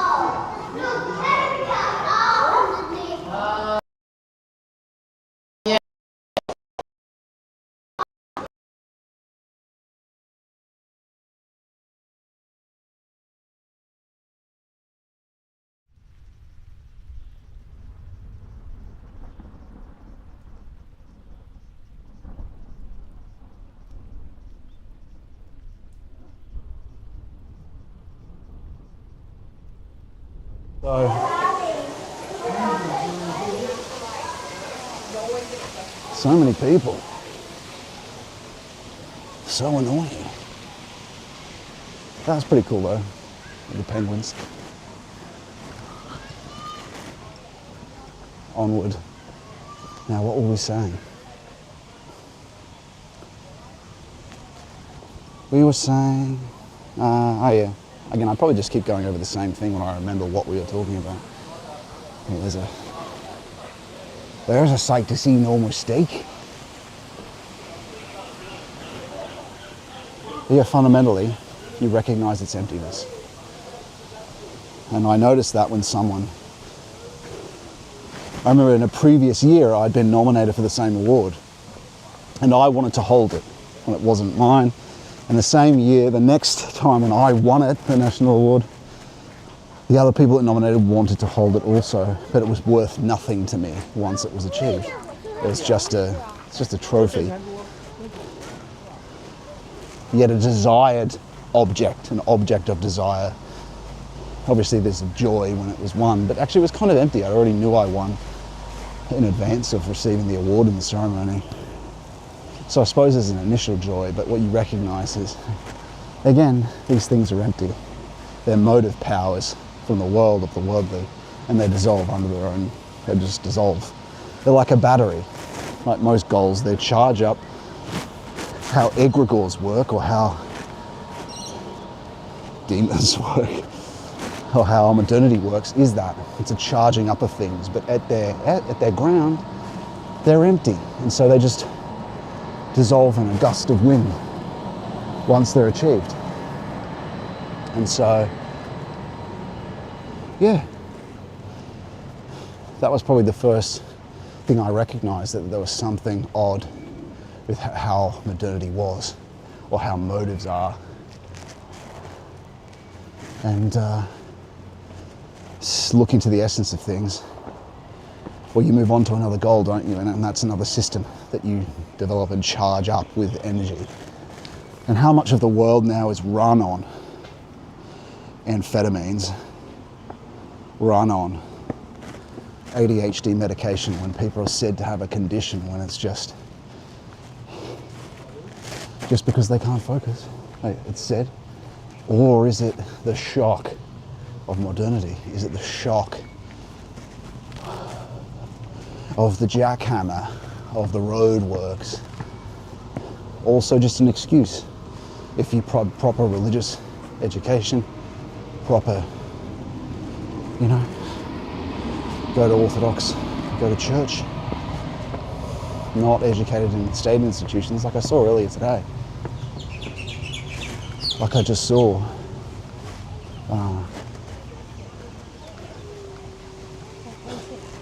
The old public school on the hill, when we started the stream, we started it in Greenwood. We started it at the Greenwood pub in North Sydney. And that Greenwood, the building they're using, it's a public school. And what does a public school have attached to it? A chapel. What do they do now with public schools? They're just state institutions that are trying to be neutral, the liberal state. No. All that leads to is being captured by this process that we're talking about. I reckon we're going to find somewhere to sit down, friends, and do this Rudolf Steiner reading. Maybe if we go further up here. They'll probably kick us out at some point, but we have a little while. We have a little while. Let me just check. I'm just going to do it until we get kicked out. I'll hide in an exhibit. I'll hide in a zoo exhibit. Okay.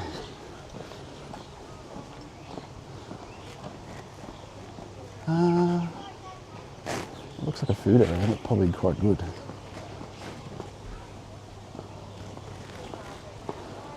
Okay. Go up a bit higher first. What's the time? 3. We've got an hour and a half. So what I'm going to do is I'm going to find somewhere to sit down and we're going to do our reading for today. And video, a reaction video. Look at some stuff. Let's get up a bit higher though and see what there is to say. Yes.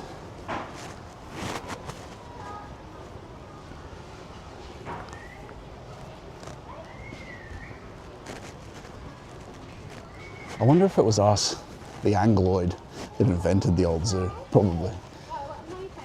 The monstrosity of species from around the world. You could even say a zoo is like the liberal ideal. A zoo is what they want it to be, with them leading, I suppose you could say. A zoo, and we're all in these exhibits in, well, homogenous but separated is what's going to sort of happen. Placed in a zoo.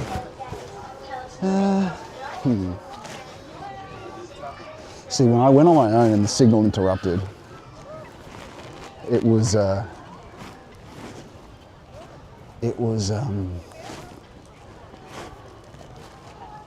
was no one there. It was like a animal park out in Lithgow, and because there was no one there, it was quite charming to record it, but it was all broken up. The signal was broken up, but here it's just so full of people. I'm not sure it's worth going and looking at it, at the animals or whatnot, because the background's just too much background noise and stuff. All right, we'll go up one more level, then we'll walk down and pick a location to sit at. See what the top of the hill looks like. All right, what were we talking about? The Lord's Prayer. So we got through the first 3 petitions of the Lord's Prayer that we were talking about. And those 3 are about the sacrifice of your thought, your feeling, or the arbitrary thought, the arbitrary feeling, the arbitrary will. His will, not our will. The kingdom coming. Oh, wow. Here's something we can quietly look at. These little guys. Hello.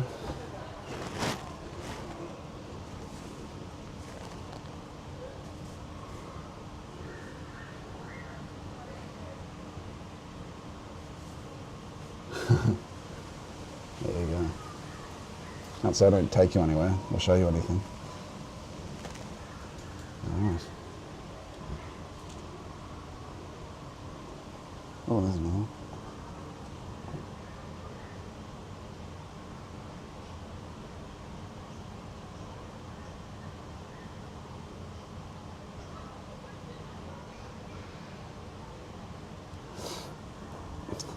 Nature in all its glory.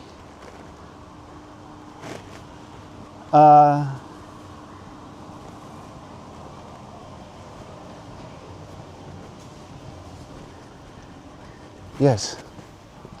And so the 4 petitions are about dealing with, they're connected with the 4 temptations.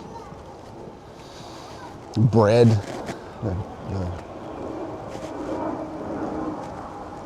give us this day our daily bread.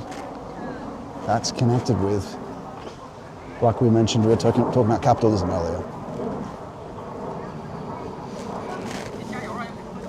Asking for our daily bread means everything has to be attributed to him. It means he has to be your chief value. And what's the temptation that's related to that? The temptation of turning stones into bread, which is kind of what capital does. That's your God. You use it to transform nature or the experimental method, and that becomes your evolutionary grinding, the experimental means. That's what you rely on as your chief value, low calculation, to provide for you, not the Lord. And so for the petition to be justified, he has to be who you rely on. So it's about faith, right? All these things add up together, but you're praying for it, and prayer helps also bring it about.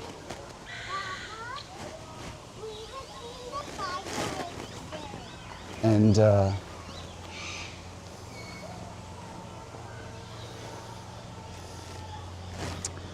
yeah, just thinking when we things just endlessly go up the hill, I guess we'll keep walking for a bit longer. But yeah, it's give us this day our daily bread. Justified by you, relying on him.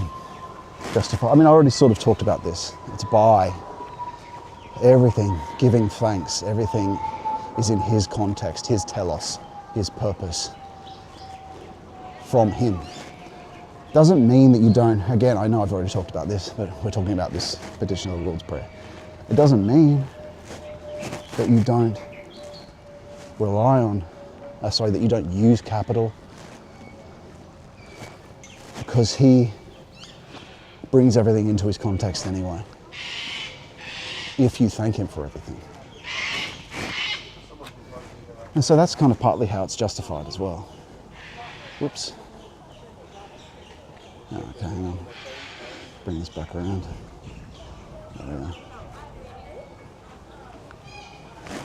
are.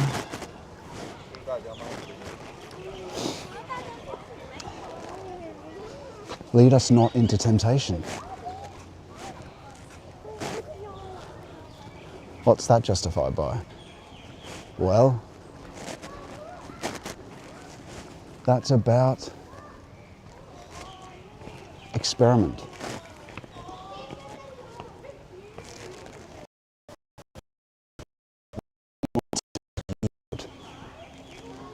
As we know from the temptations of Christ,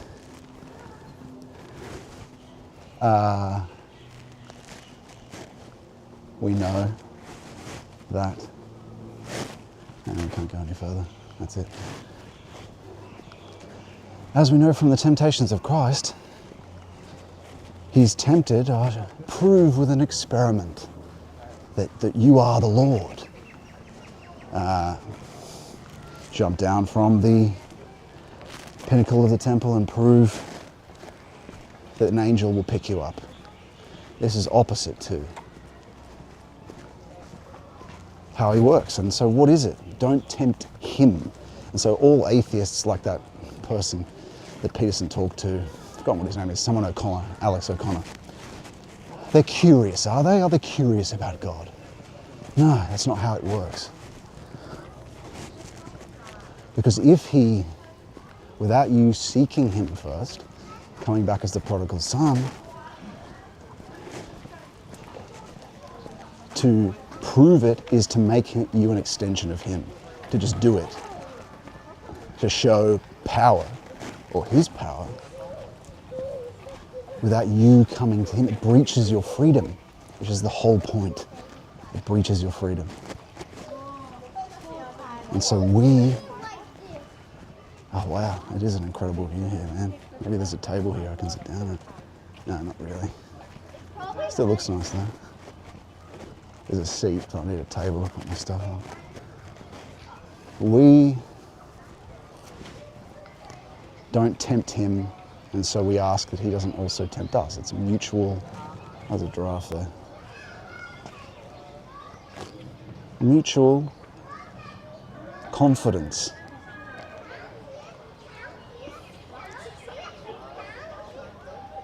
And why is that?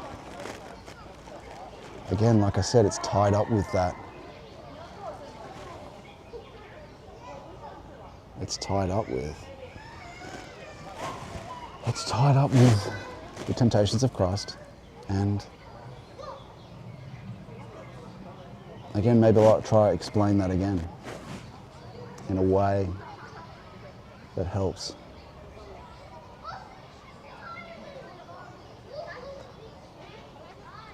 Lead us not into temptation, just as we don't tempt you. Tempt you to show your power via experiment. And that's the temptation of Christ, right? Is that the way of the serpent is the way of grinding by experiment. Prove yourself to me. But what that would do, just to show power, is a raw thing of fear. It just makes you an extension of him. But that doesn't mean that when you freely choose him as the prodigal son returning home, that he doesn't show himself. Of course he does. It just has to happen around that way. You have to come home first. Otherwise, it's tied up with this temptation. It's tied up with what you shall not tempt the Lord your God. It's tied up with the wrong way of thinking, because he's not about the way of power. He's not a God of power, though he is omnipotent collaboratively with us. He's not a God of power in that he doesn't treat us like his extension. We're not just his, we have free will. Everything is about freedom, because he's a God of love. He waits for us to come home. And ultimately, because reality is moral.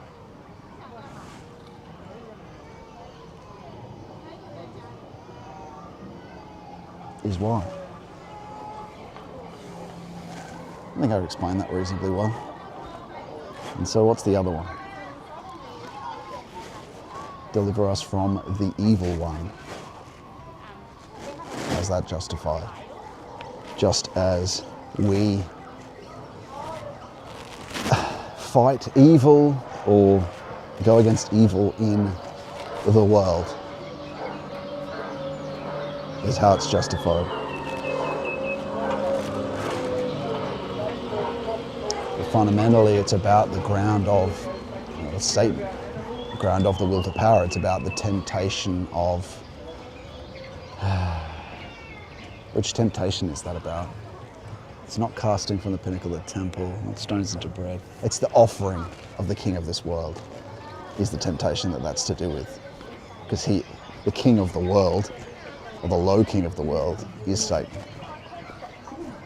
And the temptation here that this is related to, that we're trying to ask for protection from, is the offer to be king of the world if you'd only bow down and worship Satan, who's the king of the world and the worldly. And so, gosh, maybe it's fitting that we're here in the animal kingdom. We're here in the, what's this? What exhibits this? Monkeys. Yeah, there you go. Exactly. Monkeys. Well, it looks like they've taken them inside.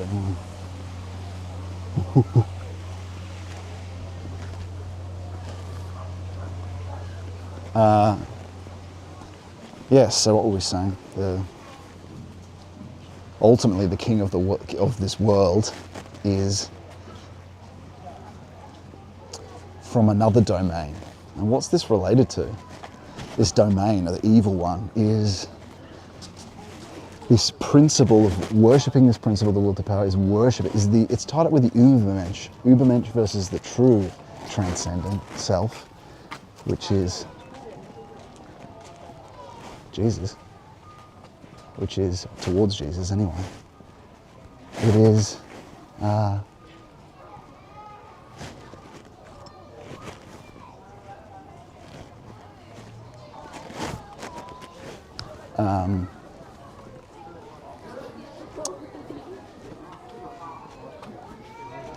it's about this domain of self-sufficiency, that I'm a separate son, that requires no, I am hegemonic rule. I don't require essence from anywhere but myself, self-referential, self-written, self-authored, which is funny, isn't it? That's the name of Jordan Peterson's program, self-authorship. I wonder why that might be a problem. Self-referential Uberman is the ultimate distance from God.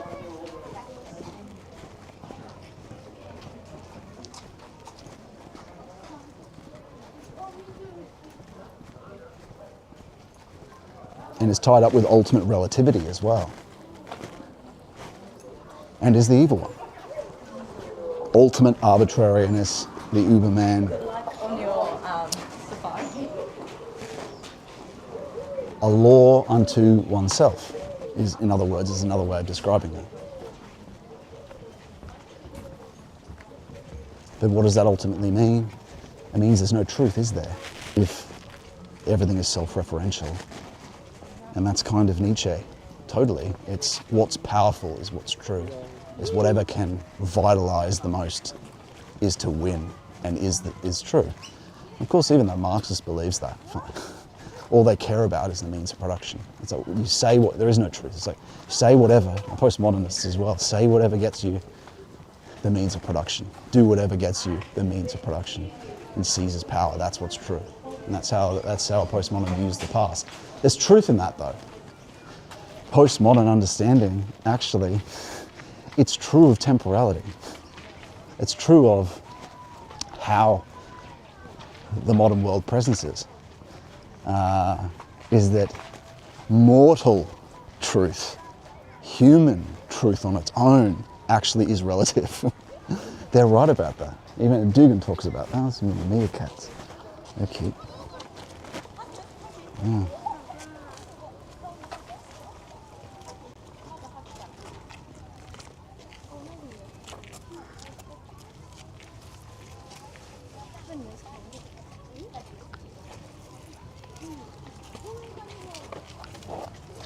Little buddy.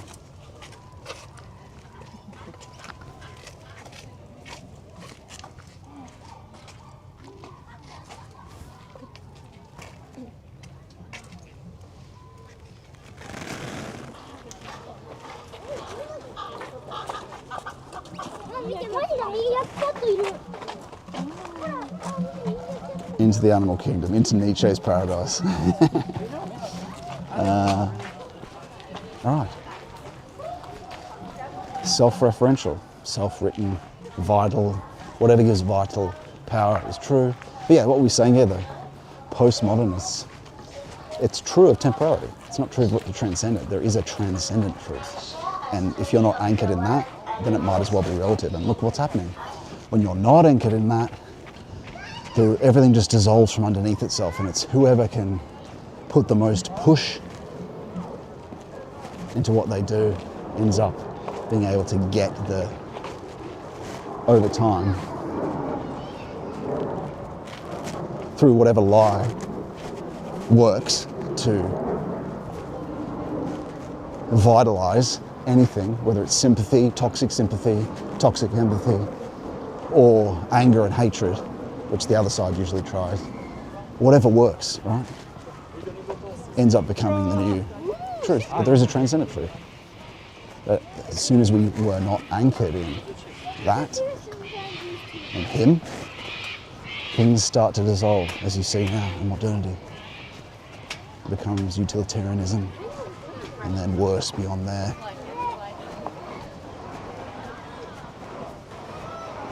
Right, I'm going to find a place to sit now.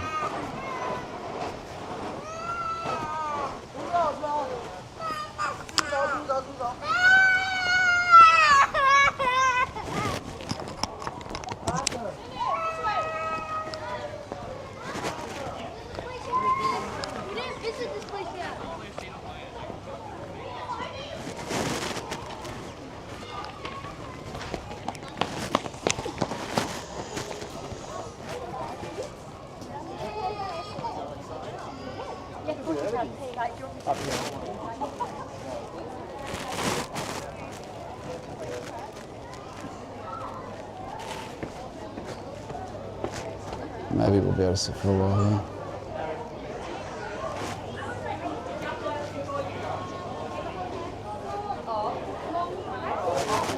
Oops. Just give me a sec, everyone. No, they're not letting us sit over here. Annoying. Okay, let's keep walking. Probably a bit too much noise here. Find somewhere else to sit down. I probably could sit over there though. See a bit further down. We're from the airport, all right, darling?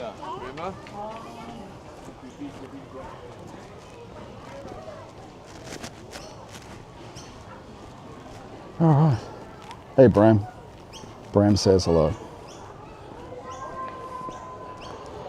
We're at Taronga Zoo. So we've been sporadically chatting, but we're trying to now find somewhere to sit down. Here, before we'll probably be kicked out anyway.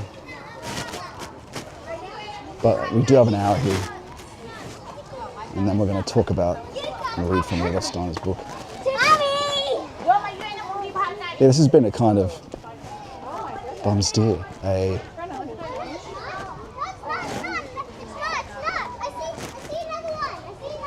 It's been a bit of waylaying from our quest for today because it's just too crowded.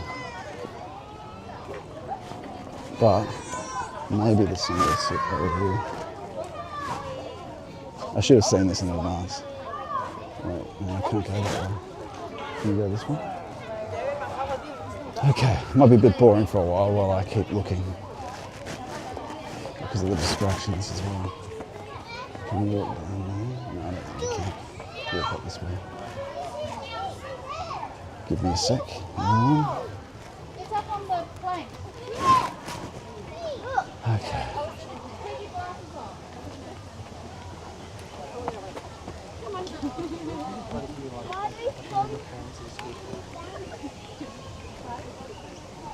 Exit.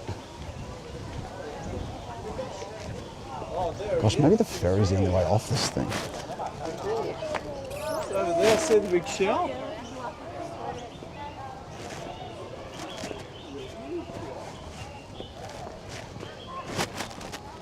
All right.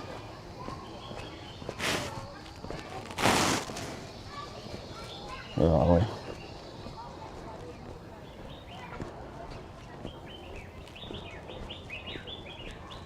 Arrow Wharf, Athenol Wharf Road. I reckon we can leave. I'm gonna leave. And there's not really much to see here. Oh wow, that's a really big bird. Might as well look at that while we're here. What's this, a condor? Hey friend. That's what I was thinking. Some dude just said that's a big ass bird. It is. Hello friend.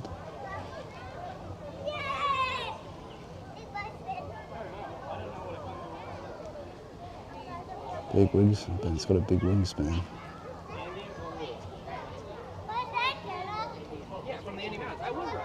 Oh, you saw it. Let's go. Right. Yeah, I'm going to walk around this amphitheatre that's on the coast as well. There'll definitely be no one there. It seems like from the ferry you can walk to it. So that's what we're going to do. Okay. Ooh, there's a table here. That might be our bet, friends. Until they kick us out.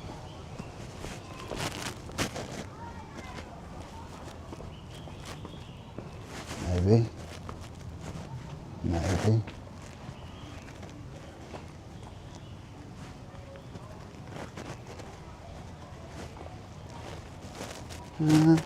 How long do we have? An hour.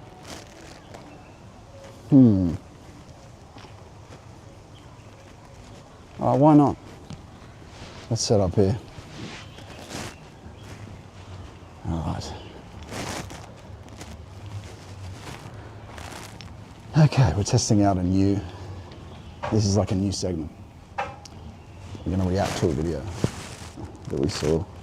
Maybe we can do the Rudolf Steiner thing after that, once we get kicked out of here. Or should I keep walking? We might not be able to sit down again. Let's just try to do it here.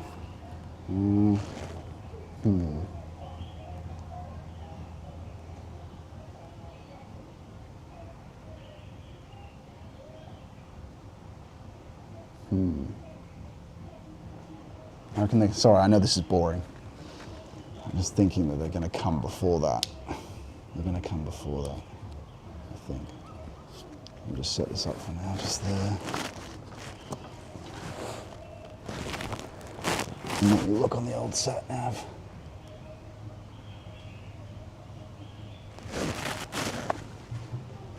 Okay. Yeah, we were supposed to pause well before now. But let me see if there's anything. It'd be quite a walk, I think, before we'd be able to sit down at any park chairs or anything like that. Just might try to do it here.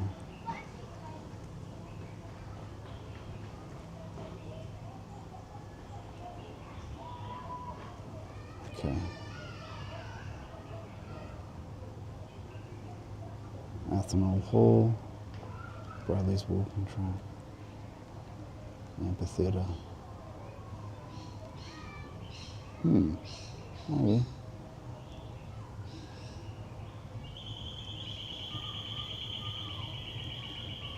All right.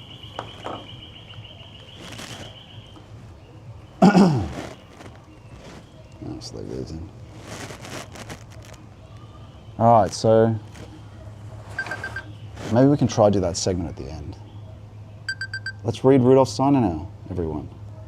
We're going to read from where we were. I don't need to get my computer out. I can just get the book for that. Last week we were reading, let's see there, can't we? Yeah. Last week we were reading from Steiner's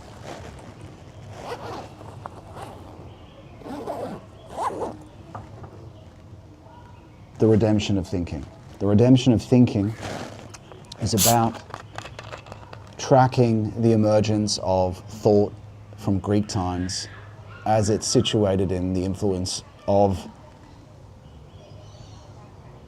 Thomas Aquinas, and in a sense how he redeems thinking, but how that continues into European metaphysics and continues into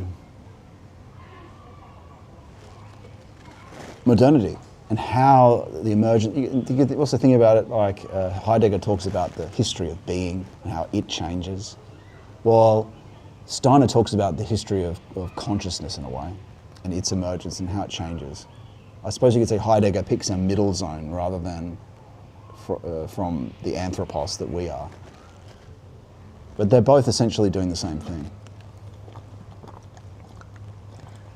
And tracking how the way being is experienced changes, and how it is for the Greeks, it begins with the concepts and the ideas for them are out here with the things of the sense world. They're in almost, at least before the definition and defining of being, that the concepts are, that judgment is and becomes through Aristotle.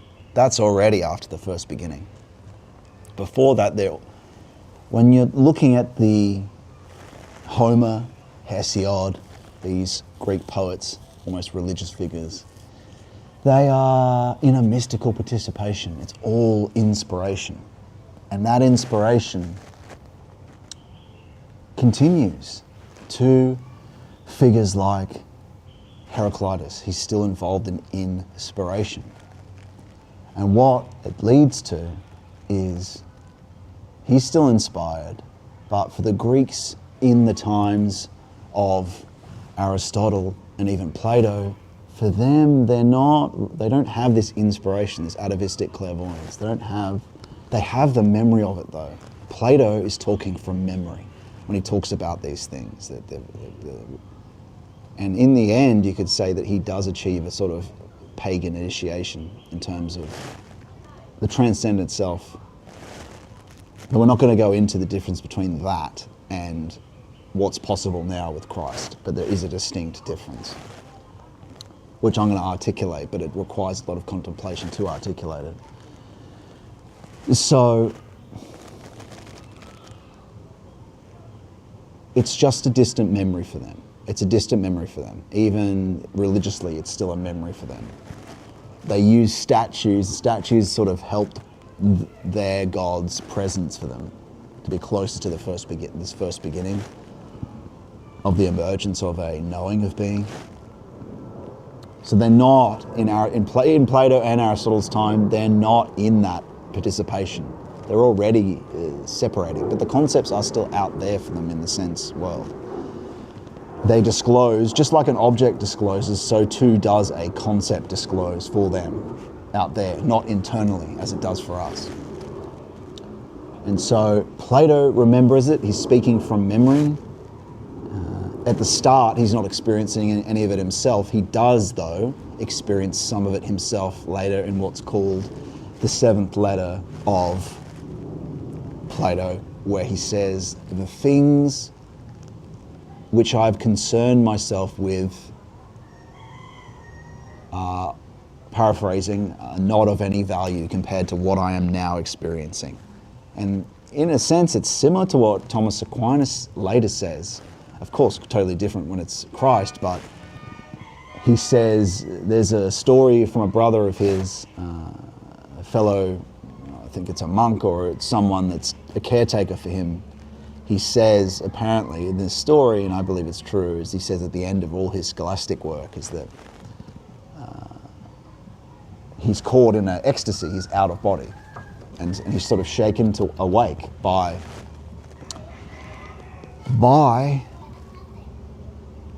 the brother, the monk, and he says to the monk, tell no one of this, but the things that with which I've, same sort of thing, that all my work to this point is nothing compared to what I'm, and this is mysticism, isn't it?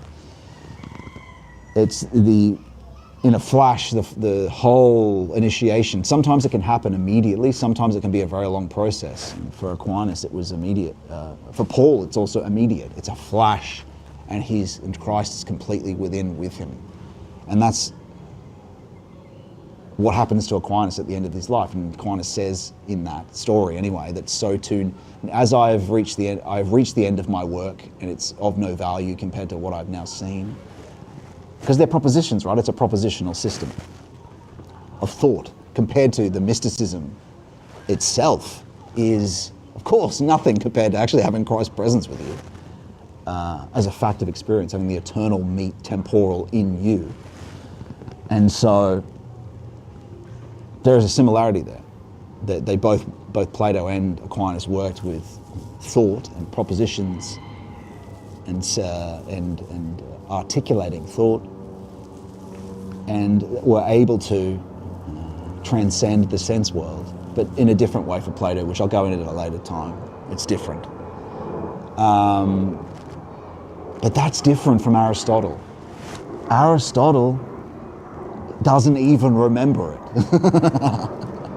Again, he's a great figure, of course, amazing. But as Heidegger says about Aristotle, he's the end of the first beginning. That's the end of the beginning.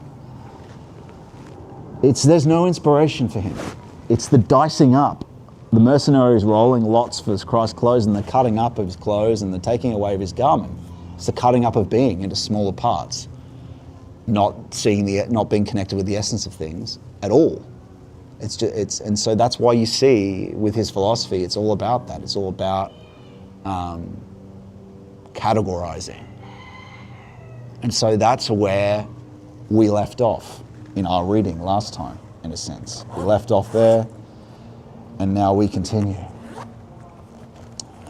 We were talking about, it went into Augustine and the state that he was in, and how he began in Manichaeism and went into Platonism, which is related to Plato. Ultimately, those things, of course, didn't satisfy him, and goes to Christ. And so now we continue our reading, sort of understanding the basic thing we've talked about there. But before we continue our reading, let me just quickly check and make sure it's working if I'm going to do a big reading here. And we might get interrupted, guys, by the people that work here at the zoo. But for now, we're going to push on and read but I'm going to check. Feel free to. Unlisted Logos. Hey, Mr. Mannion, always great to catch you live. Hello, Unlisted Logos. Thanks for the chat, my friend. We are doing our talks of the redemption of thinking. Everything seems to be working. Lovely. Let's go as long as we can, friends, and then we'll go for a final walk out. About an hour and a half left to go on our stream, and then we'll go for an hour and a half out to the edge of the coast again. Hopefully ferries keep going, but you know, I can always just walk anyway, I don't mind. I'll enjoy my walk home after that. But we're going to continue our reading after we made that introduction. I'll check the chats again at various times, but let me know if you're not hearing anything. It should still be working. So, page 35, The Redemption of Thinking, Rudolf Steiner. With Augustine, it was different. The new point of view to which mankind was gradually moving in his time was already beginning to affect the minds of certain individuals, of whom he was the most prominent. As a result, he was unable to remain so entirely within his sense-derived experience, as I was talking about, as the Greeks had previously. Remain within mystical participation, right? Things change after Christ came, fundamentally. And so after that happens also, there's a collective human word. It used to be separated. We had a Persian word, a Russian word, or temporal fallen angel, you could call it. Our collective knowing space is a kind of fallen angel, a demon in a way. Now it's a collective one across the whole planet, but before there were different ones over here and here. But that current emergence, where it was, he was at the edge of it, and he didn't experience it like Greeks previously did in their knowing bubble. These are asides, but anyway, he felt compelled to rise to thoughts free from sense perceptions, which we understand in the modern age, to thoughts which still kept their meaning, even if they were not dealing with earth, air, sea, with stars, sun, and moon, which are of the sense world. Thoughts which had a content beyond the vision of the senses of facticity in the fact world. So,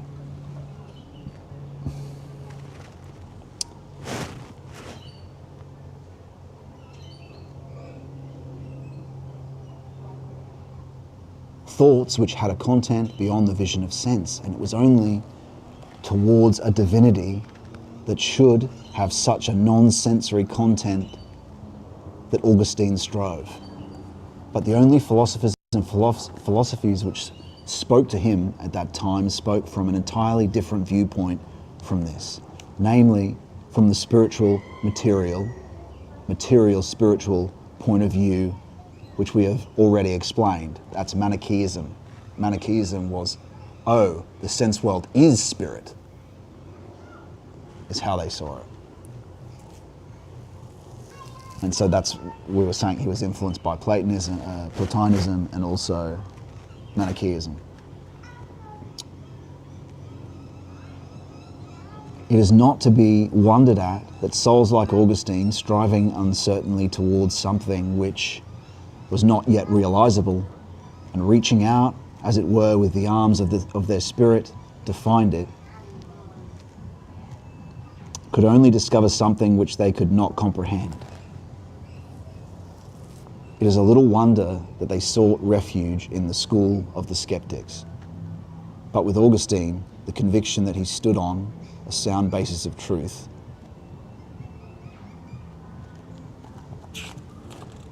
his desire to get an answer to the questions of the origin of evil was so strong that skepticism was soon outshone by the powerful light which the philosophy of Neoplatonism shed on his soul. Neoplatonism stands at the end of Greek philosophical development and is centered in Plotinus. It reveals to us plainly, as neither the dialogues of Plato nor still less Aristotelian philosophy are able to do, each stage in the life of the soul, which it seeks to intensify its inner being and to advance beyond its normal experience. Plotinus is the last struggler of a type of humanity which followed quite different paths to knowledge and to the inner life of the soul from those which a later age gradually came to follow. To present-day man, Plotinus must appear fantastic.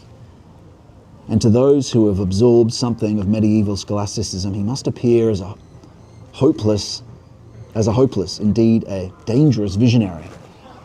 I have noticed this repeatedly. My old friend Vincent Noor, the Benedictine monk who wrote a history of philosophy and who has also written a book about the chief problems of philosophy from Thales to Hamelin, was, I might say, a saintly character.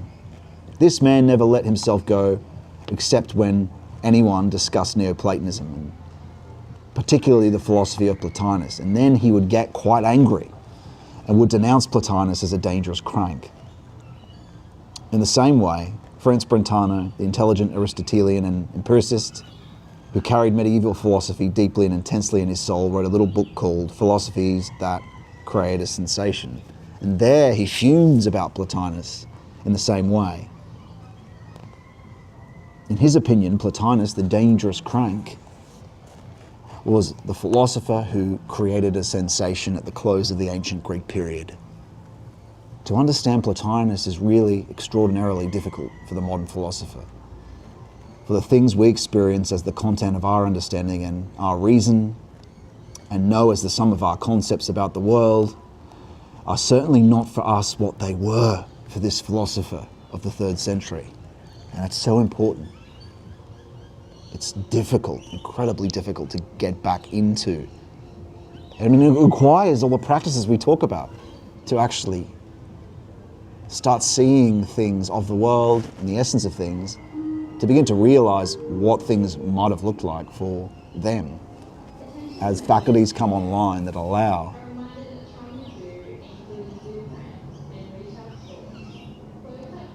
yeah, I know they close.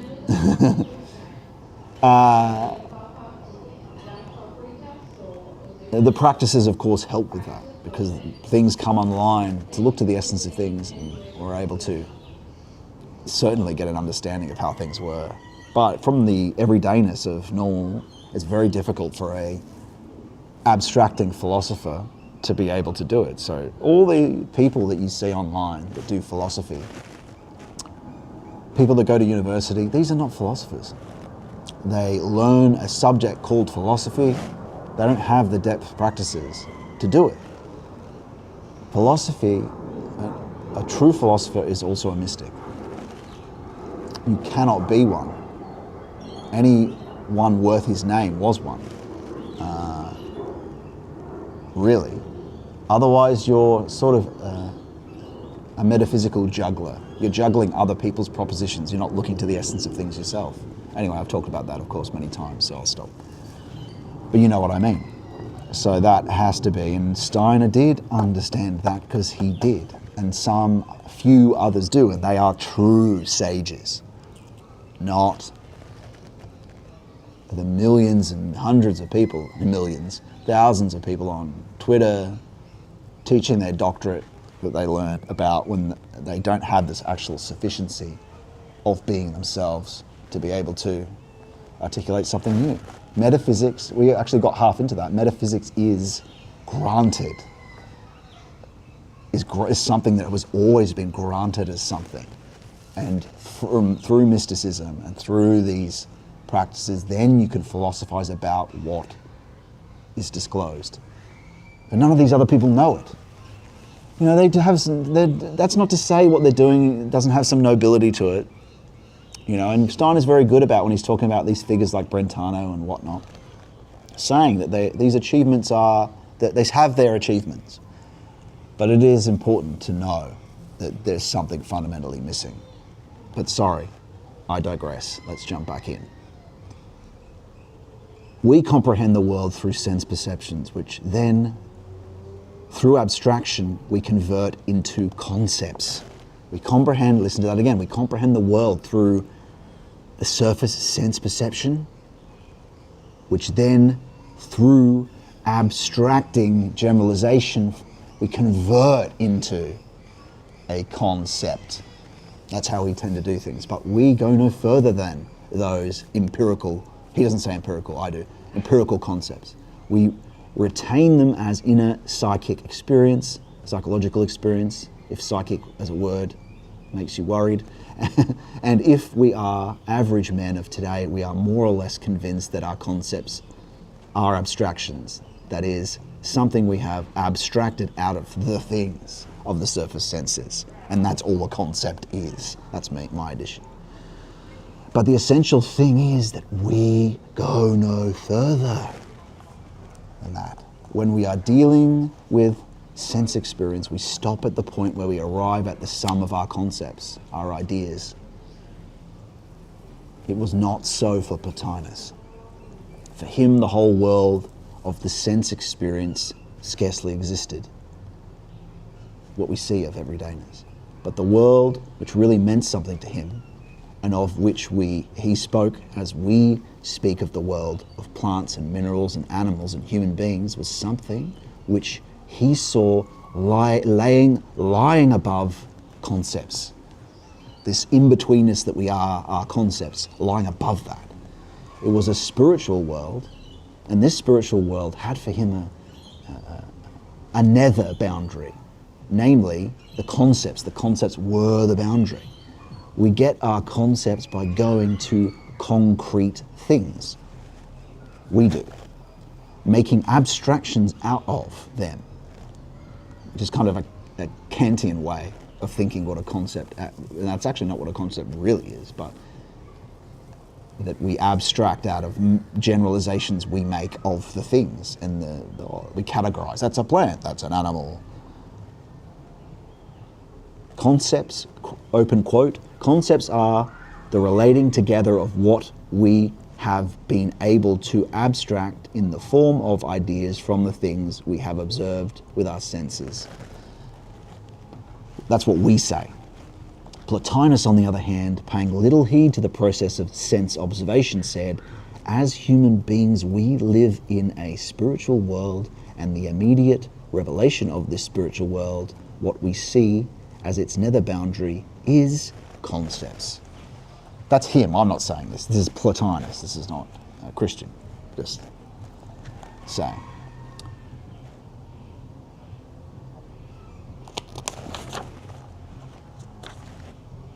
For us, there lies below concepts the world of sense.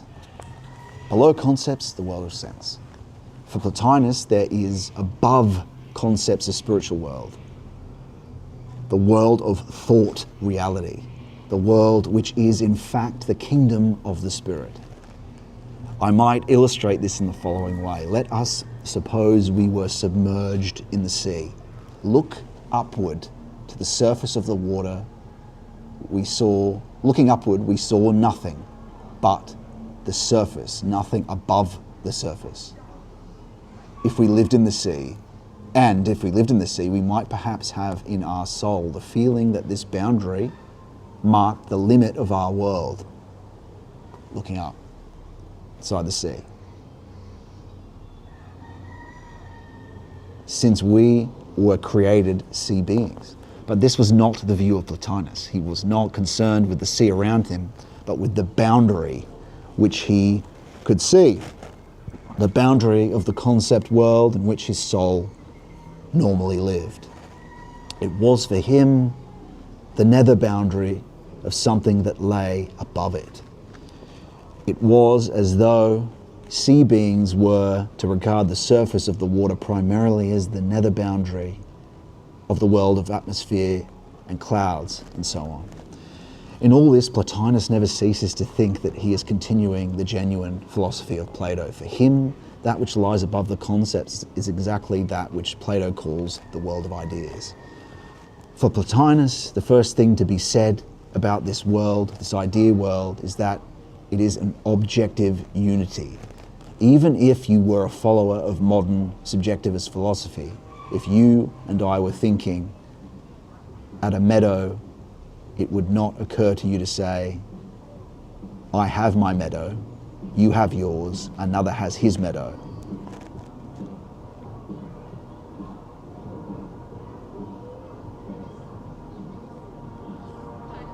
even if you were convinced that each of us had before him only his own image of the meadow, you would speak of the meadow itself in the singular, of the one meadow which is out there. In the same way, again, that's the modern subjectivist philosophy, which I guess you could sort of call a kind of intersubjective word, kind of when we talk about a collective word, really. In the same way, Plotinus speaks of the one idea world. Like, you know, when some people say, like Ian McGilchrist thinks that the world is just this intersubjective, correlational fabrication.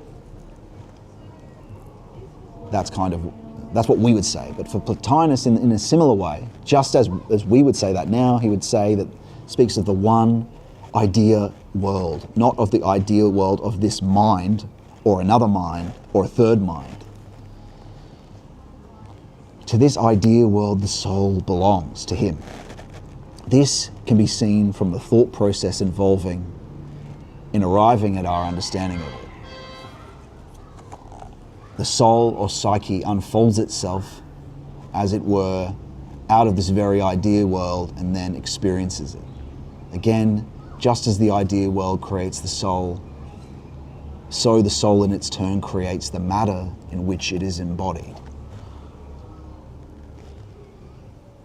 Thus, the lower material from which the soul takes its body is actually the soul's own creation. Now, for Plotinus, it is precisely at this point that individuation arises. For it is at this point that the soul, which otherwise participates in the whole idea world, unites itself with body A and body B, and so on. And through this fact, for the first time, individual souls appear. It is as though I had a great quantity of liquid in one volume and have taken 20 glasses, had filled each with liquid, so that I have this liquid, which in itself is a unity, divided into the portions. This illustration applies exactly to the embodied soul, for it is now incorporated in the separate bodies, which, however, it has itself created. Thus, in Platonism, a man can regard himself at the first level of consciousness.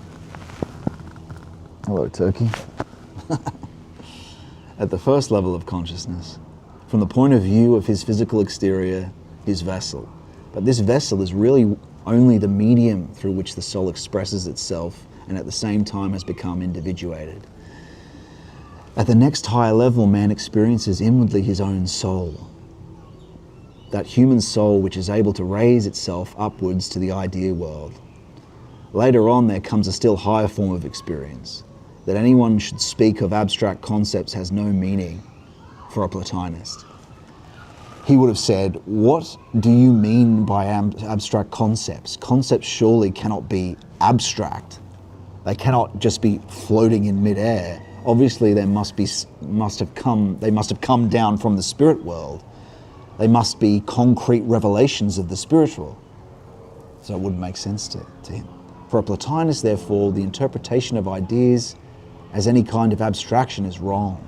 Ideas are the expression, push, of a world of thought, a world of spirit. Expression means exterior press, a seal. You know, the metaphor for that in the seal of Revelation, that's a seal, it's an imprint, a push. Indeed, to those men out of whose way of thought Plotinus and his school had evolved, ideas were objective realities, which were present to their ordinary consciousness. For them to talk about concepts in the way in which we talk about them had absolutely no meaning. What they saw before them was a process of penetration by the spiritual world into individual souls. From that sea, the metaphor used earlier, from the top of the sea. That's how he sees, how he sees it. Not us, but he. How Plotinus, or a Plotinus does.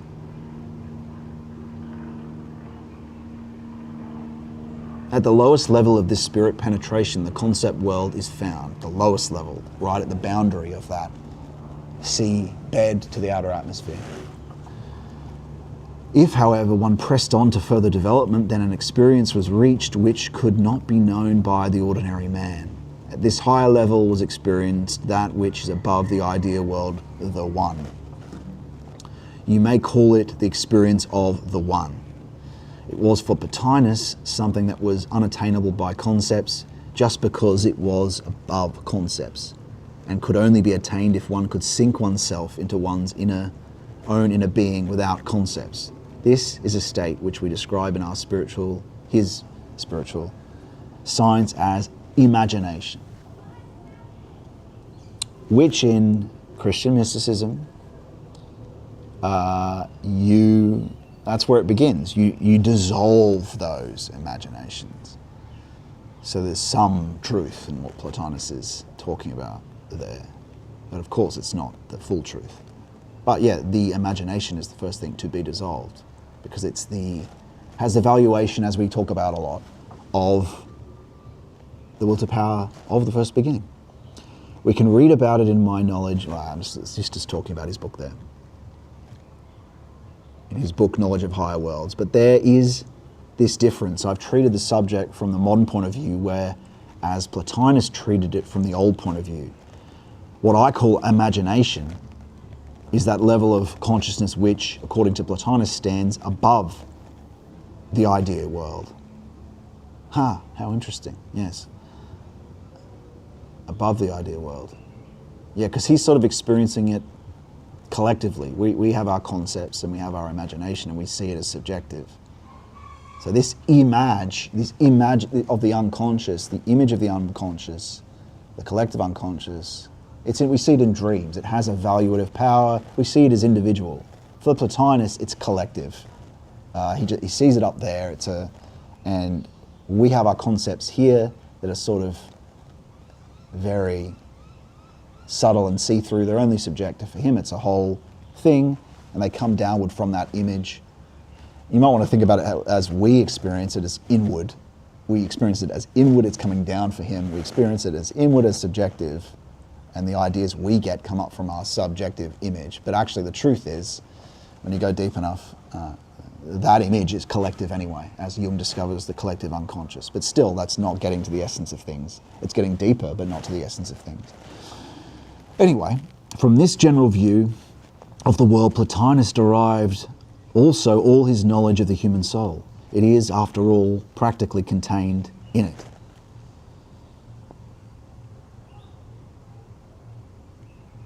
In the image? Yeah, that's true, more or less.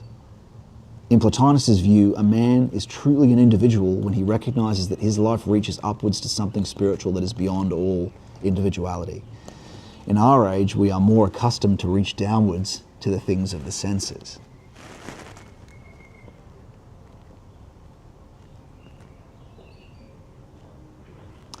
There's a footnote here. In terms of imagination, we might as well say that, and these are true, these are actually true, more or less. You could think that these are traditionally called preparation, purification, illumination, union. But you can also call them, where you go through, a preparation, imagination, inspiration, intuition. Because in union, although intuition happens from the start anyway, but the final intuition is resurrection. But yeah, they're his stages, the way he describes it, is that probation, or different terms as imagination, inspiration, intuition, as probation, enlightenment, initiation.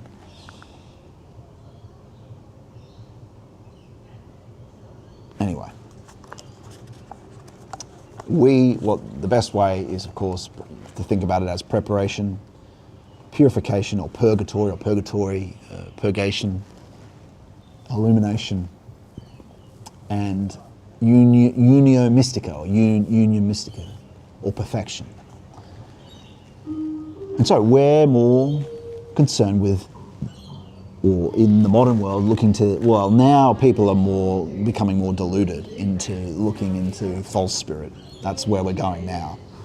But in materialism in that time, it was about the senses. Most people are still in that worldview, but it's moving on now with AI and postmodernism and abstracting and delusion and disconnection from the essence of even the sense world. It's moving towards a Luciferian attempt at escaping that and false spirituality, which we also see in the Summer of Love in the 70s. Now, this whole viewpoint of Plotinus, which the Orthodox scholar regards as fantastic, again, the scholar we were talking about earlier, as a crank, is not something which Plotinus had merely thought out. It was a matter of hypothesis, but of perception. He saw it. It was of the age. And this perception, right up to the perception of the one, which one in exceptional cases could be attained, which only in exceptional cases could be attained, was as clear to Plotinus and as unmistakable as is for us today the perception of minerals, plants, and animals.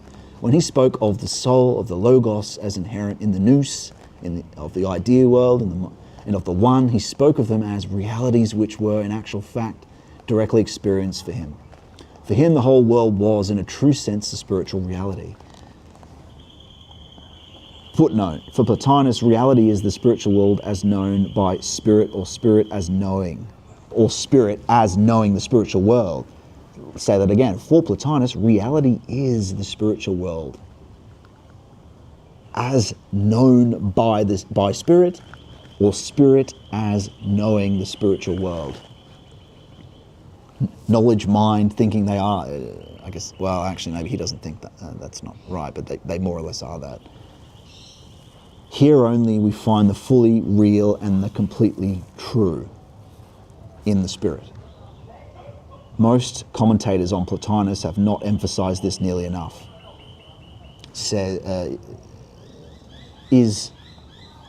That's from a W.R. Inger, the footnote. It's from the Philosophy of Plotinus. Anyway, it's a footnote. I'll only read them when they're relevant. When he spoke of the soul, the logos, the nous, the idea. Let's read this again. When he spoke of the soul, of the logos as inherent in the nous, of the idea world and of the one, he spoke of them as realities which were in actual fact directly experienced by him. For him, the whole world was, in a true sense, a spiritual reality. Now this was a different shade of philosophy from the Manichaean and from the one which Augustine strove after. Manichaeism recognized a reality in which sense and supersense are blended. The material is spiritual. For it, the words and concepts, matter and spirit, have as yet no contrasting meaning.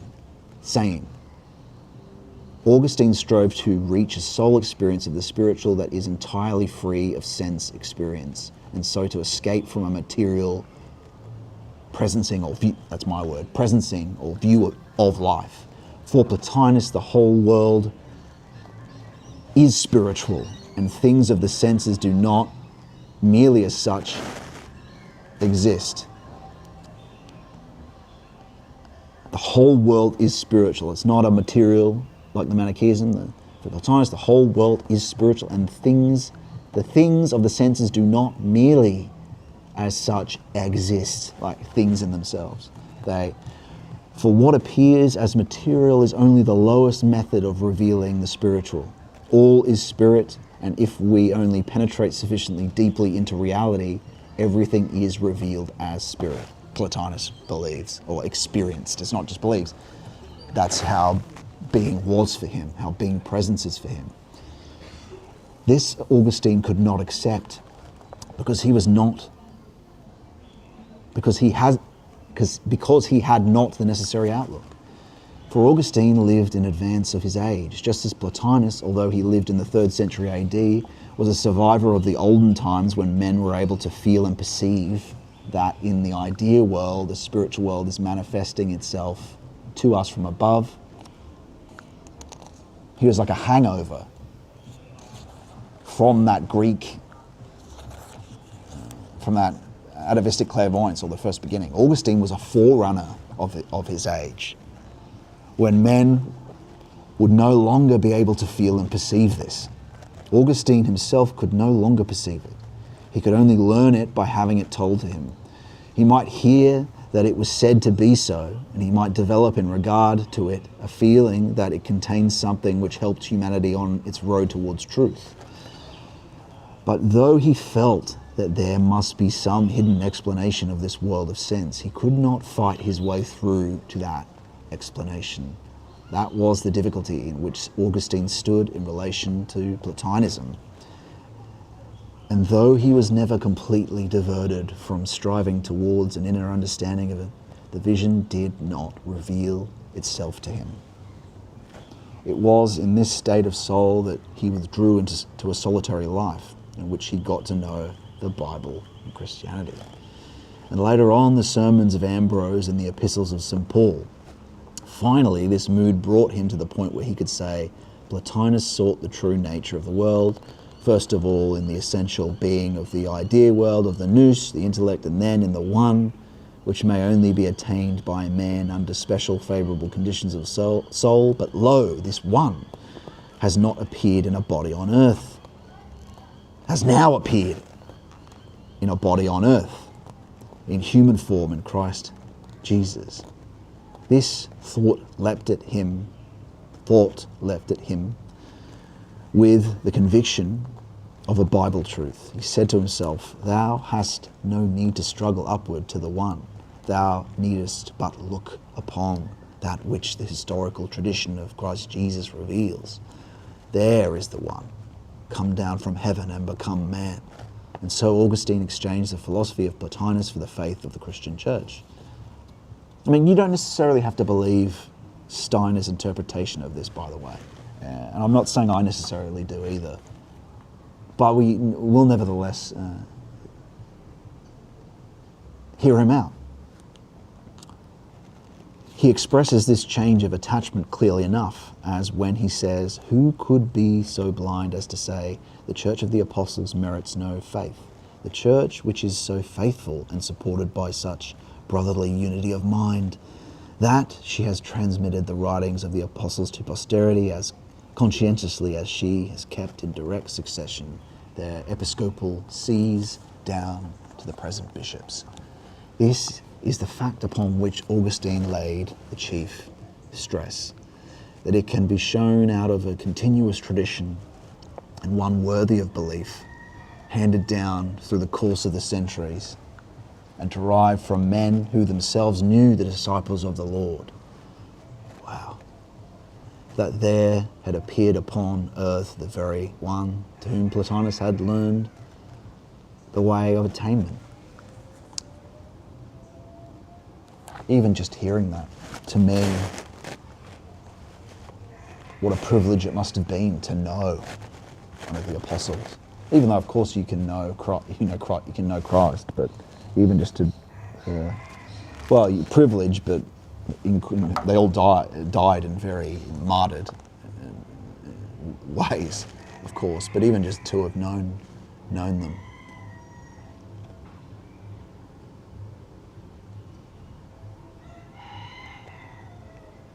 In fact, that's such a powerful point. Mel Gibson, in a way, gave a very just simple answer to that, is that, no one dies, no one goes to their death for something that's, not... Like every apostle did, almost, for something that's not true, or a lie, or something that they made up, Anyway, let's go on. And now there arose in Augustine the effort to apply Platonism. Actually, at that moment, let me just quickly check everything's all working still.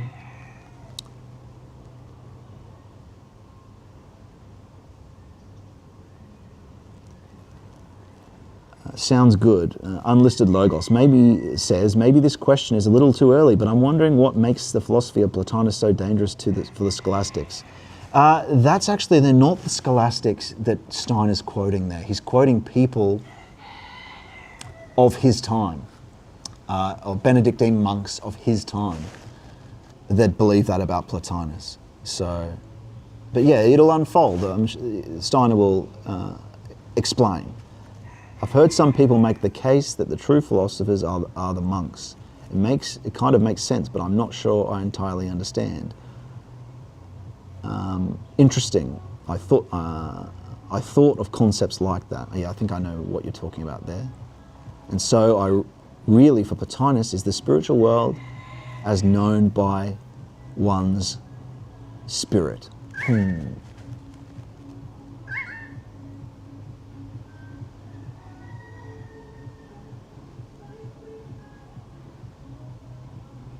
Well, it's sort of the knowing itself. You could think about it. And it's all sent from the spirit for him as ideas. Because it was collective for the Greeks anyway. It was again, we see it as individual now. But anyway, let's continue on. You can always go back to that part of the reading that we were on and listen to again.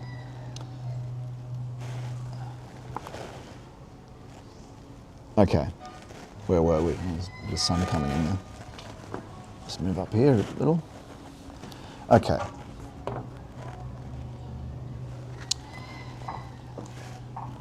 Okay, so, and now there arose for Augustine, yeah, so like I was saying, it's not, Steiner's quoting Benedictine monks of the time. I'm not sure why they feel that way about it, but he'll probably, I think he explains, because I've listened to this lecture many times, or a few times anyway. Yeah, that sun's just in my face. Let's move a bit over a bit more. Where are we there? Yeah. Okay, sun again. Maybe I can find somewhere different. There we go. Oh no, still bad. That's good. Okay, we'll do that. We'll do that. Nice. There we go. Okay. And now there arose in Augustine the effort to apply Platonism, or Platonism rather, insofar as he could get to the heart of it, to the understanding of that which Christianity had revealed to his feeling and perception. Footnote. Plotinus repeatedly appeals to the religious experience of his readers. He knows that he cannot carry us with him further than we have the power to see for ourselves. For it is as the greater self that we come to know God, not as a separate anthropomorphic being over against ourselves. Our struggle to reach him is at the same time a struggle for self-liberation. We lose our soul in order to find it against God. There is no barrier between the human and divine natures. The human soul has only to strip itself of those outer integuments which are no part of its true nature, in order to expand freely by means of the organic filaments which unite it with all spiritual being. This expansion is at the same time an intensifying of life and awakening from the dream of sensuous experience. Our environment, which we make while it makes us, changes all the time. Our perception becomes spiritual intuition. The air we breathe becomes the atmosphere of eternity, not of time. The problem of immortality is changed for us in such a way that it ceases to be a vague and chimerical hope and becomes an experience. And that is from W.R. Inger, Philosophy of Plotinus. I'm pretty sure that is Steiner's footnote there.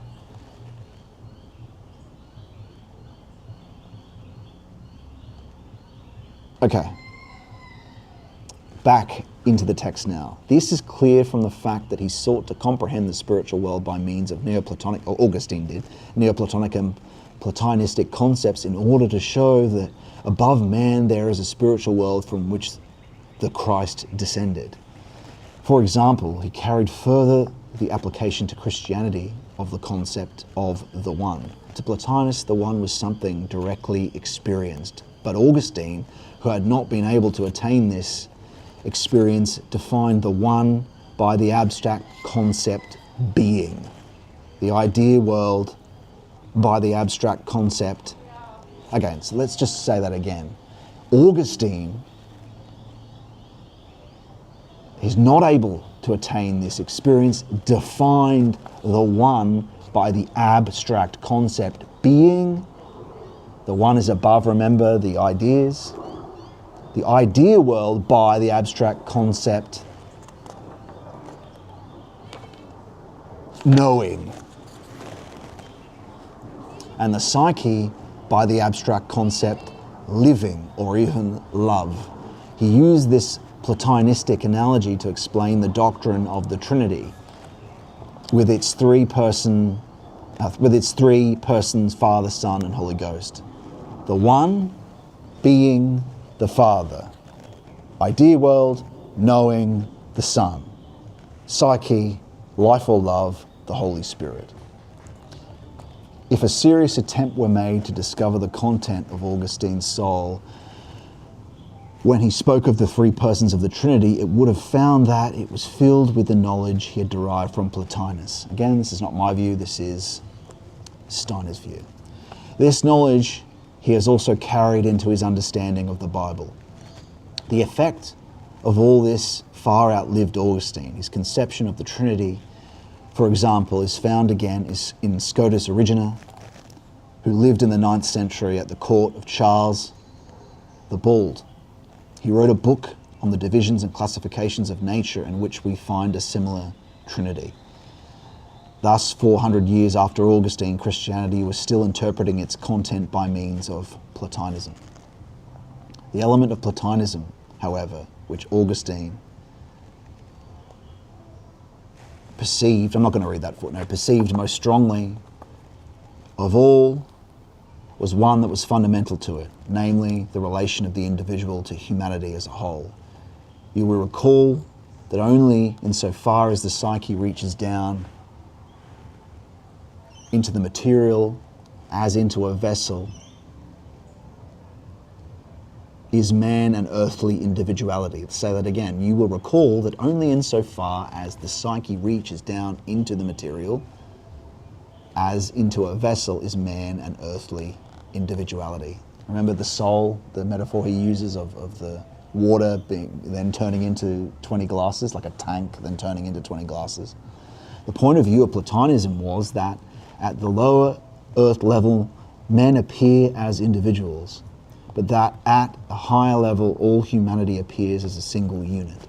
If then we rise to higher levels, if we ascend from the human sphere to the divine or spirit sphere where the Trinity originates, we have to do no longer with individual man, but as it were with the species, with humanity as a whole. On account of our modern way of thinking, we today cannot visualize humanity as a whole as directly as Augustine, with his understanding of Platonism, was able to do. Now, adopting this concept of humanity as a single unit, Augustine applied it to the doctrine of the fall of man, and in doing so identified humanity with Adam. In Augustine's teaching about the fall of man, Adam was all humanity, inasmuch as this primal Adam had come down to earth and had left the spirit world. He was, in regard to his being, united with the earth. At the same time, because the essence of his being was derived from above and had not its source in the imperfection of matter, he was possessed both of free will and also of the ability not to sin.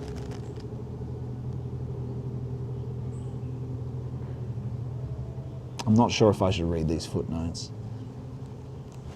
It's about this, not to sin. Moreover, because it was possible for this primal man, Adam, to be free and not to sin, it was also possible for him not to die. Then came the influence of the spirit whom Augustine saw as the enemy spirit, the satanic being. He tempted and seduced the man, and he fell right down to the level of material being. And with him fell all humanity. It was not one individual who had sinned. In Adam, the whole of mankind sinned. Not this interpretation of humanity. Now this interpretation of humanity, Augustine acquired entirely from Platonism. Nevertheless, if we look carefully between the lines of Augustine's writing, particularly the later ones, we see clearly how extraordinarily difficult it became him always to regard mankind as a whole in this way and to entertain the possibility that in Adam the whole of humanity fell into sin. For Augustine, the modern man is already awakening, and within him, the forerunner of the future is in conflict with the survivor of the past. There was beginning to live in him the individualistic man who felt that every individual grows in increasing responsibility for his own needs and discoveries. At certain moments, it appeared to him impossible to regard the individual merely as a unit in the whole human race. But Platonism was so deeply fixed in him that at other times he could only regard humanity as a whole. In the same way, Augustine explained the universal human condition of sin and mortality as due to the impossibility of man having free will or becoming immortal by reason of the fact that all humanity had fallen and therefore had been diverted from its original destiny. Were God only just, he would have simply thrown humanity aside, but he is not only just, Augustine felt. He is also merciful, and therefore he decided to save a part of mankind. Mark well, a part. God's decision destined a part of humanity to receive grace, whereby it will be led out of the condition of the inability to have free will or to be immortal into the condition of being able to be free and immortal. Though these possibilities can now only be realized after death, but it is one part only that is restored to this condition. The other part of mankind, the not chosen, remains in its condition of sin. Thus humanity, from the Augustinian point of view, falls absolutely into these two divisions. Those who are destined for bliss without any deserving of their own,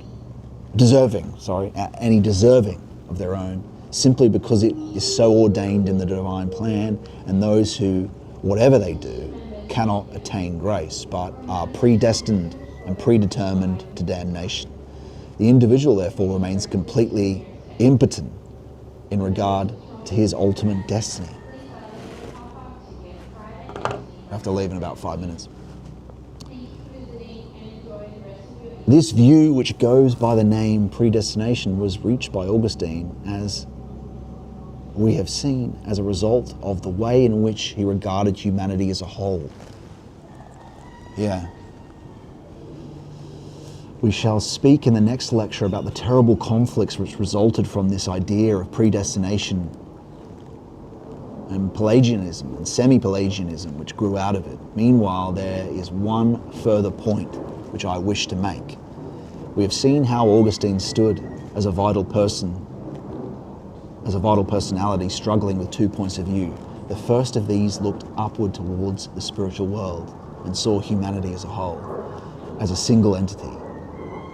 This he expressed in his doctrine of predestination.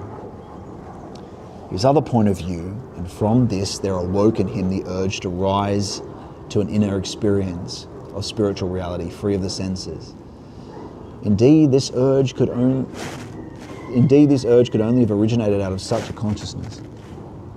Now it was for this consciousness of human individuality, of which the men of older ages had not been aware, that became the characteristic feature of the age of which Augustine was a forerunner. We today regard many forms of expression as mere conventional phraseology. But Klopstock in the 18th century was in earnest and not merely turning a phrase when he began his Messiah with the words, "Sing, immortal soul, of sinful man's salvation." What Steiner's articulating here is what I talked about at the start, which is words had valuative weight. Words came out of image and had power. Homer had began equally sincerely, "Sing to me, O goddess of the wrath," or "Sing, O muse, to me now of the man far-travelled Odysseus." It doesn't matter how much we add tone and performance to it. We don't have the same valuative as poetry had for the ancients. For the further you go back, the more language, values in the words are in the value. It's a spell. What's the gospel? The Gospels are magic word. That's one thing that carries it. If you come to it with the right humility, the gospel retains its value and always will. But we don't have that anymore in modernity. Even when you perform something well. I mean, you can do it, you can vitalize people with, but it's not the same. You can't heal and transform people like it was. Unless we go through this process of hesychism, of theosis, of initiation, of mysticism, then our word can heal and be imbued not by our arbitrary will, but by Christ. In a way that's not just tone and intonation, it's the secret spirit that comes with the word underneath it. There's a mystery to how things are disclosed to people, a mystery to how it's being disclosed to you right now listening. It's not just an addition of propositions. It's not even just tone. There is a secret magic in wording.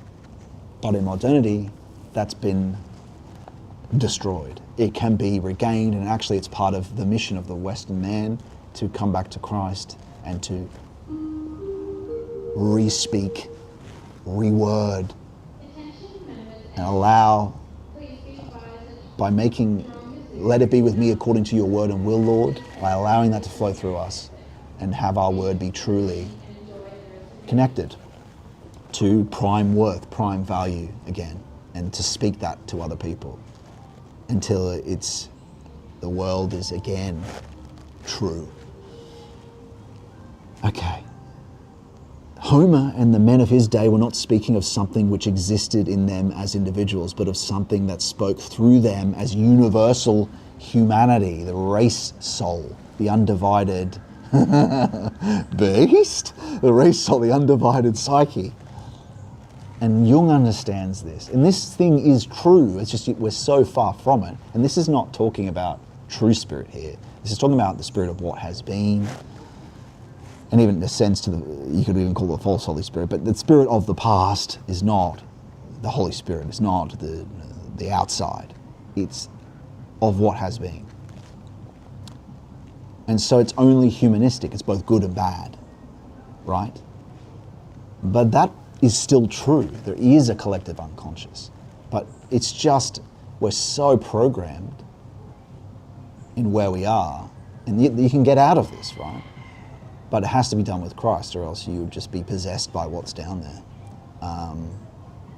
But that's real. That there is a race soul. There is a undivided psyche. There is a collective unconscious. There is a. Anyway, when Homer bids to the muse to sing in place of himself, oh muse, you wouldn't want that today. You do not want that today. Inspiration comes in a different way to that. But when he sings, oh muse, speak through me, it's not just a conventional expression. It happens and flow through as he lowers himself. I mean, that's possession. As long as it's, I mean, with the Lord, it's a collaborative, voluntary thing. You can, in meditation, you can think in the presence of God, but he's about freedom. But I think more for the pagans, this is sort of possession in a way. Speaking in tongues, I suppose you could call that, but that's not something that happens anymore. If it does happen now, it's a sort of Luciferian. Why would you even want that? But it's a Luciferian thing. But you should certainly, if you're trying to write something, you should absolutely pray to the Lord to allow his word to flow through you. But it's always free and collaborative. But also, in this process, we also must surrender the sole authorship of the thoughts that come to us. We have to actually get back into this understanding of how even the tradition understands things. The church fathers, how they understand things is the thoughts that are sent to you aren't you. Only sometimes are they, and a lot of the times the fallen hierarchies, and rarely Christ and through his angeloi, but very rarely if you haven't gone through the process. But to actually become sensitive to the Lord speaking, you do have to. I mean, look at my lecture I've just released on how to discern, if you want to know what you have to go through to do that. But you also have to surrender this idea that you're the author of your thoughts to slowly get to that. Because believe me, you're not. Only some of them are. Like, I mean, majority. I can't even give a percentage, but let's just say a lot of them are temptation, aren't you. If you're particularly contemplating something and thinking about it, yes, that's you. If you're trying to work something out, particularly if you're writing something, that's you. But you just don't know, though. That's the thing. That's why discernment's so important. But it's good to have that way of thinking to actually, I mean, people go, oh, that's a bit dangerous way of thinking.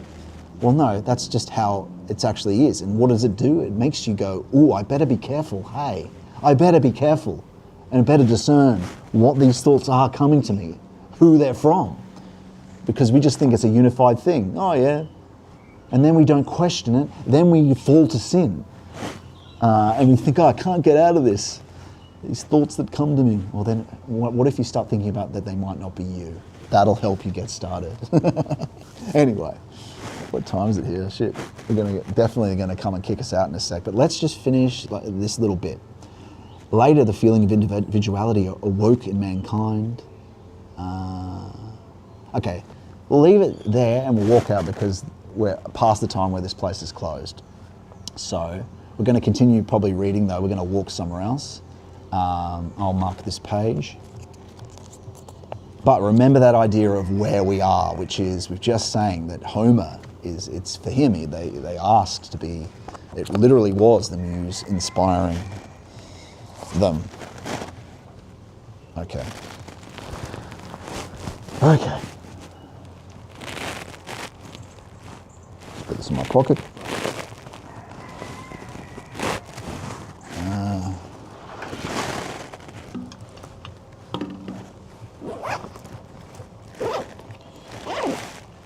I'm going to go walk for a nice, as the sun gets lower, I'm going to walk along the coast.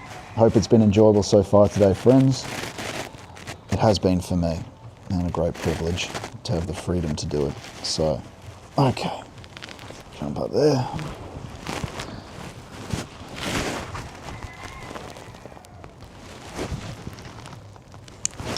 Okay, off we go again. I'll just check the chats before we leave.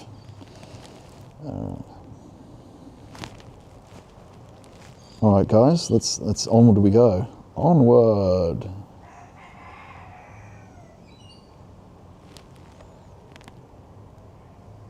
Hopefully that's still working.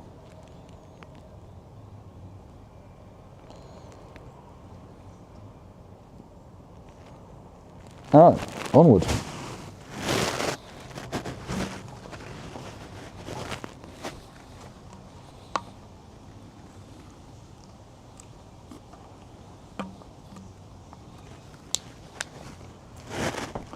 Look for a bin.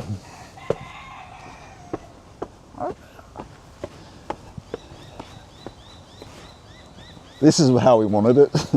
This is how we wanted this fucking place. We wanted it empty at sunset. That's what we wanted.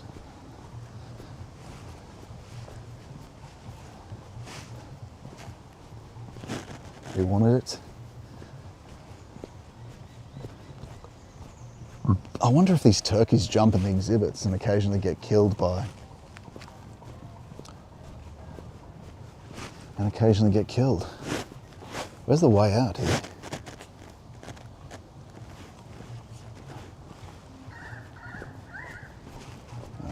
Right, look at that, eh? Harbour view. Pretty. All right, let's get out of here. They're going to probably be angry with me. Long way to go, Dan.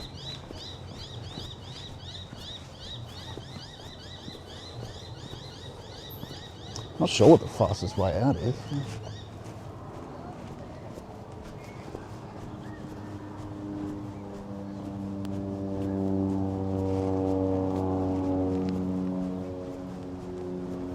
I'm pretty sure there's another entrance here that we can walk to. I don't want to get stuck on this like stuck on an island all night. You have to send me a rescue vessel.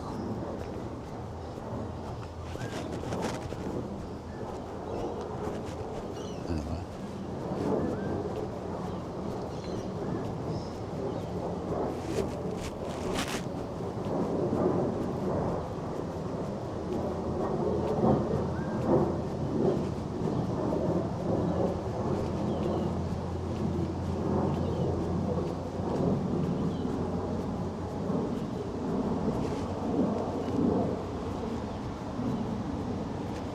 All right, down we go.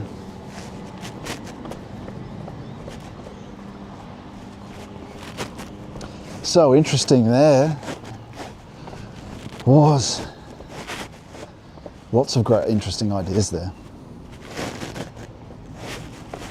But chiefly this idea that, oh wait, which is the fucking way out?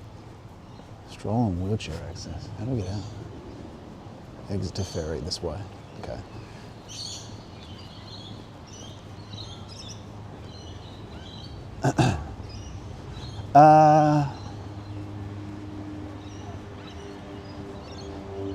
Yeah, chiefly difference is that they experience, Jung well explains, is they experience the collective unconscious directly, collectively, whereas we are kind of have it poured in us like a cup, as we're all these different cups. Oh cool, we made it straight out. Good. I'll just mount you to the front, everyone.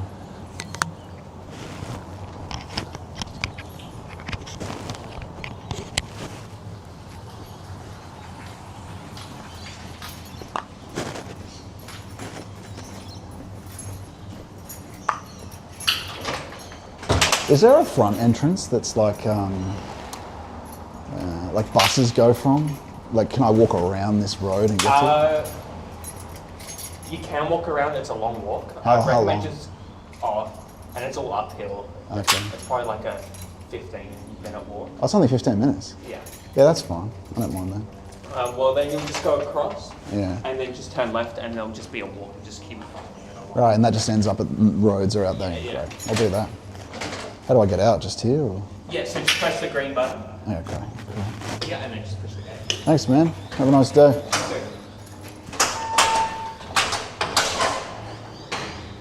All right. There's people are jogging and I might as well do it.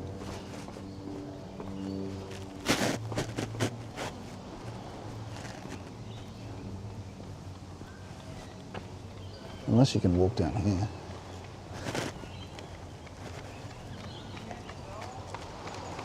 How long's the walk or run up there back to the, like? It's a few kilometres. Yeah.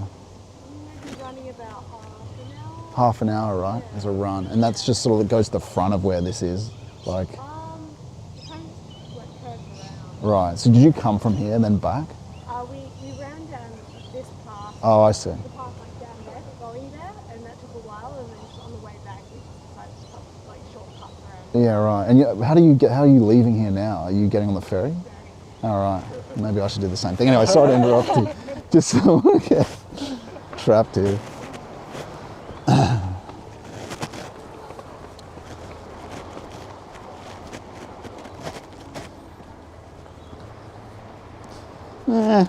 Maybe I do. Let's just see. Let's just see what the sat-nav says. Because it might be enjoyable to walk this. Who cares if it takes a while? Like, oh, buses do run down here. Oh yeah, that's not going to take that long. It's just, yeah, I don't mind walking it. I'm going to walk it. I'm going. I'm going to take. What do they know? Famous last words. What do they know? There's buses. Although, there's no footpath, that's the only issue with this. Oh wait, no, they did say there was some walking thing down here though, right? Is there a walking track? Bradley's walking track. Okay, we can walk it. Friends, let's walk this shit. Yeah. All right. Have some peace while we do it too.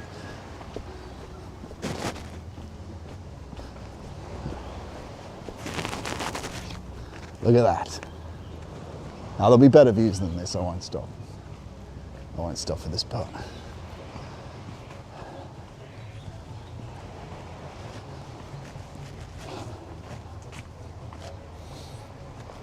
Yes, so the redemption of thinking. Where do I put this bottle? Oh, is this the walking track? I don't know. Maybe not. I don't think so. Let's get going.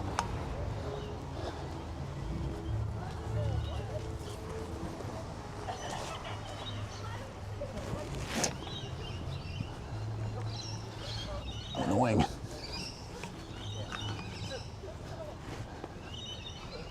I want to badly want to get rid of this Coke bottle.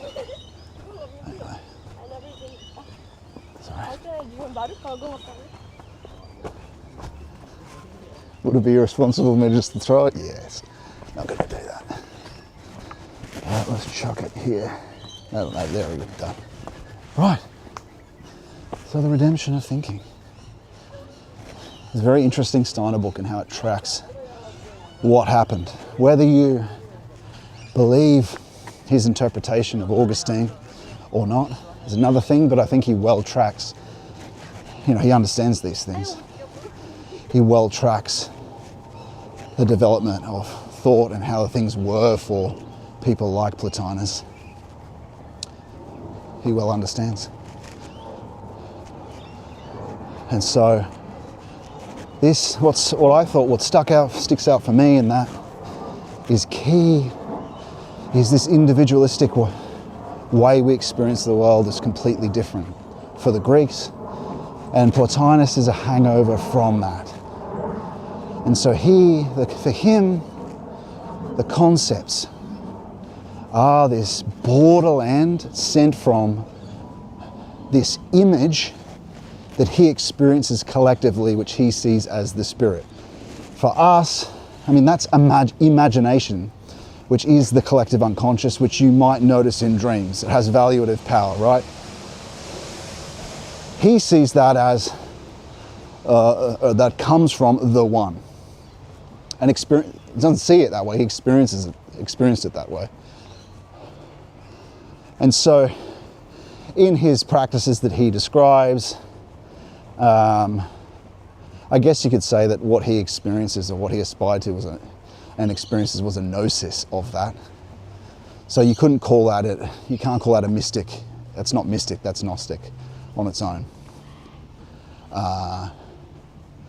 And so, yeah. And especially when you take into account that it's only that imagistic layer. And that's what Steiner seems to be saying there, that that's the level that he's dealing with. And it's that imagistic is an emanation from that one. Shit, it's gonna get dark here pretty quick. I better get this done. Maybe they're right, I should go on to the ferry. I'll pull my phone out, using that as a light. Anyway, we're gonna walk out. Let's just check my phone, see how far this is. See how far we've got so far, then we'll know how far. Then we'll know how far remains to go on this road to oblivion. Oh yeah, it's not so bad. We're just gonna have to walk on the road. Oh, wow, look at this. This is called Athel Hall. We're gonna check out these people's property. Why not? Get us to the road. I wonder if someone lives here. Check this out. Oh, it's a bit boggy down here. Interesting.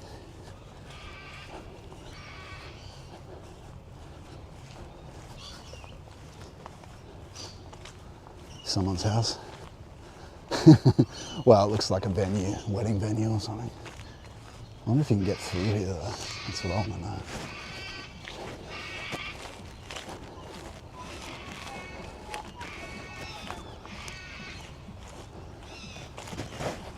Probably. I reckon you can by walking up there.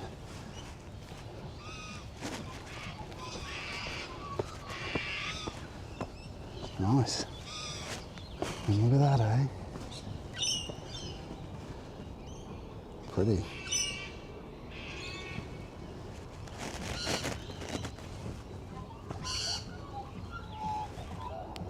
Take it in.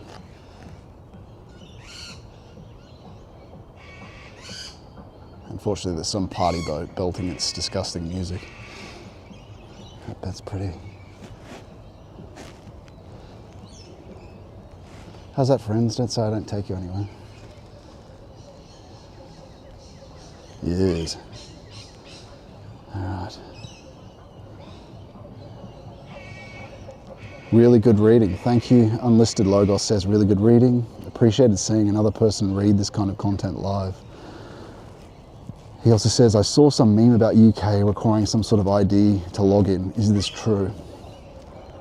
Log into what, my friend?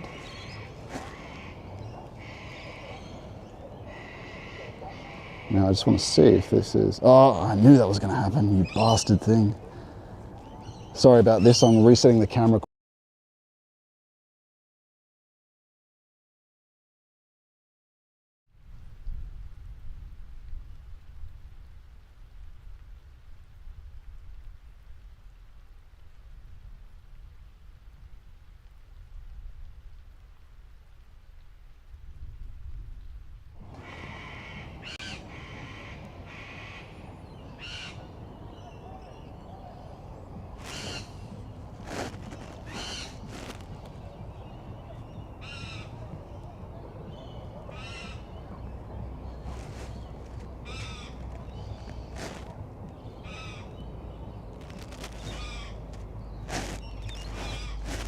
Look at that, eh? Now it's in its glory.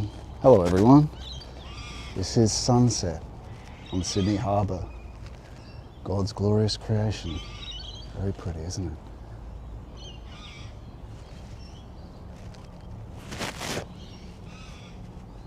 Hope you've enjoyed that reading. We didn't get to our... Wow, look at that, eh? We didn't get to our...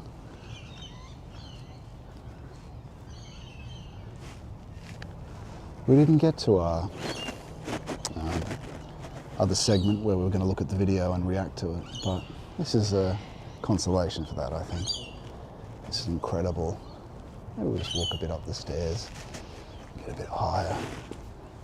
This is where we're going, by the way, and where we are.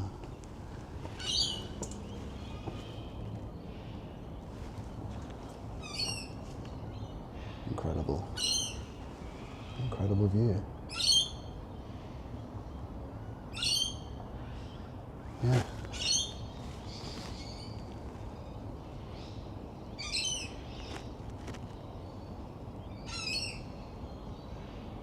The grey rain curtain of this world rolls back and all turns to silver glass. And you see it. White shores in a far green country under a swift sunrise.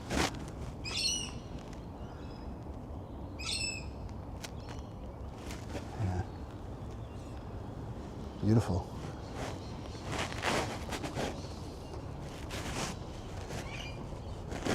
Let's see what else we can see.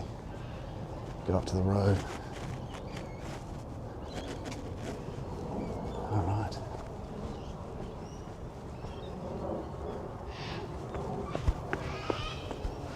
Oops.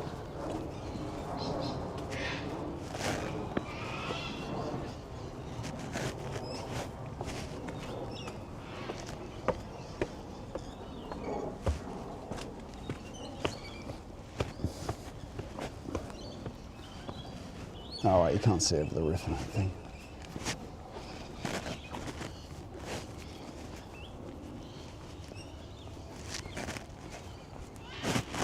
Maybe you can up here. Yeah, a little little bit. All right.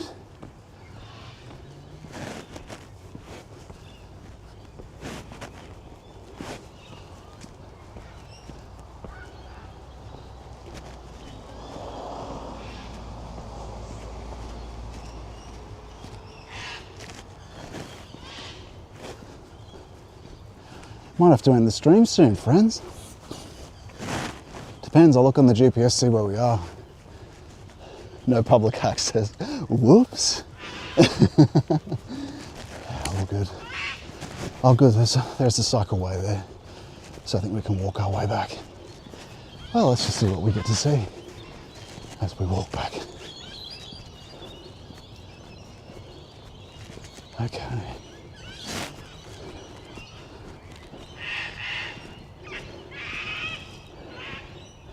Yeah, the picture's much better. Mr. Logos says yes, sorry about that. I still don't have a full solution for the colour problem. I fixed everything else though.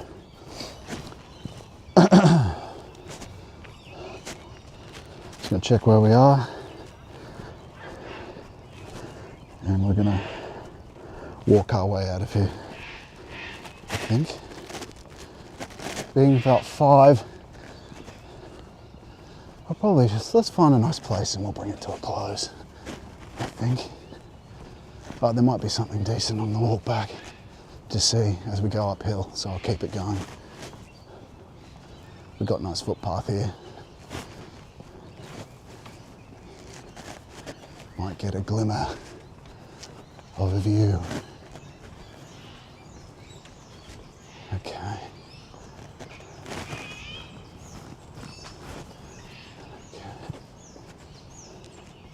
All right, I'm gonna put you on the front and let's have some quiet time. You can just enjoy the view.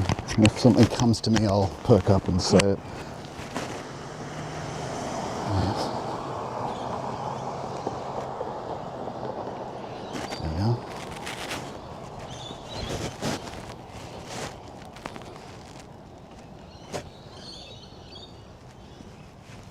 Ooh, that's something. Not bad as an image, that one.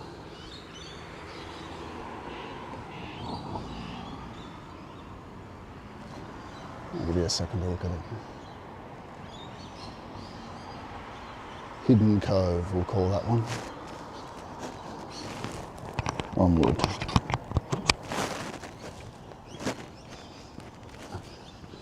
Okay.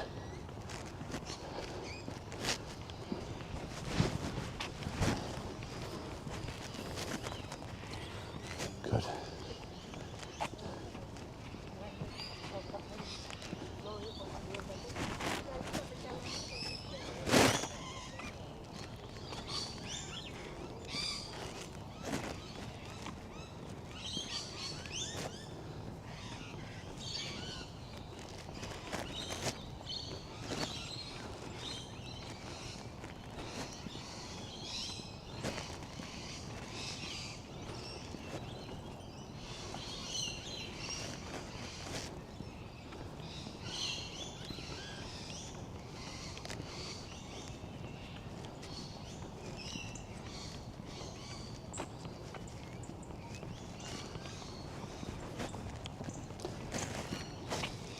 That ferry probably was faster, but I'm glad we went this way and got to see that view.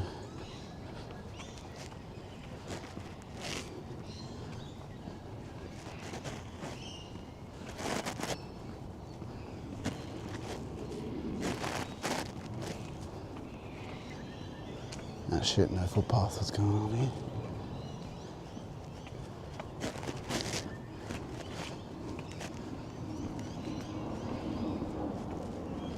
Oh, cool. There it is.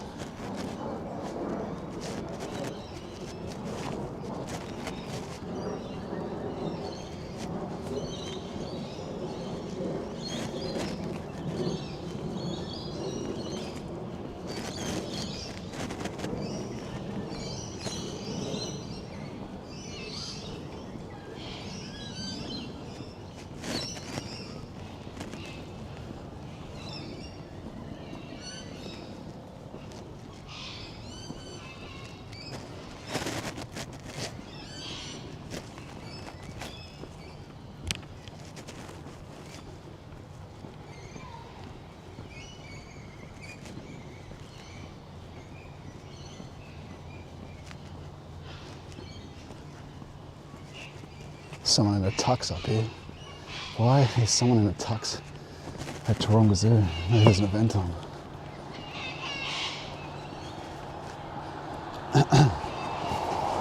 It's been a good day. It's been a good day. I hope you enjoyed some of the views. We will have to solve this colour issue. But I enjoy doing the readings because it's good to come back. And it's actually more compelling to read for understanding at the same time. I don't just read, I'm actually reading myself at the same time, so hopefully the tone comes across right so it's presentable and understandable. I think actually more comes across when you do that. When you're not just reciting something as an empty vessel, you're re-understanding it and rewording it as you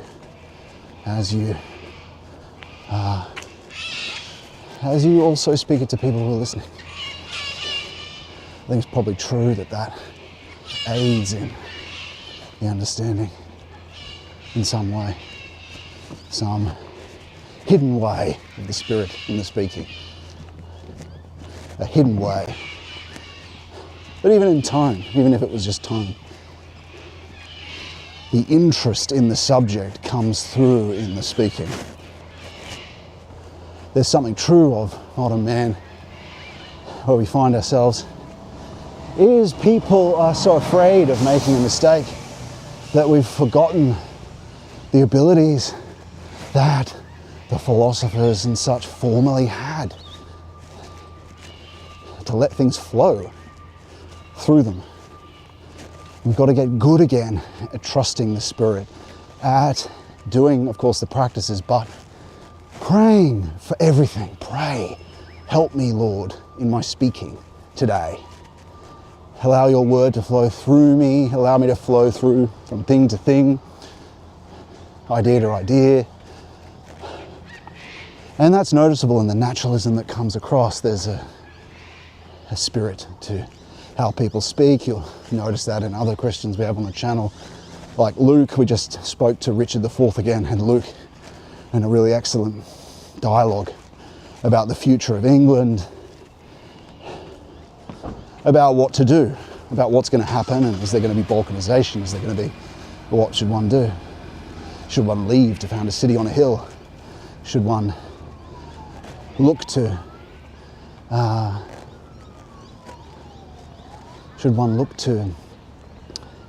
balkanize and find a place in England where people can collectively gather? Stuff like that. But the truth is, or the more interesting, they should go back to this for zoos. Taronga Zoological Park, capital establishment. That's how it should be. Here's the old entrance to Taronga. So, where do we go from here? Probably seeing everything there is to see. We'll probably turn the stream off, just find out exactly where we are. Okay. That's where we are, ladies and gentlemen. Oh, you got the map. You have your own map. That's why I put all that work in for. You got your own map, all right? Stop looking at my map. All right, guys, well, I'll give it a little bit longer. Get closer to 5 hours. Because that was our aim, to do the stream for 5 hours. So, onward. Don't know where those buses go, who cares?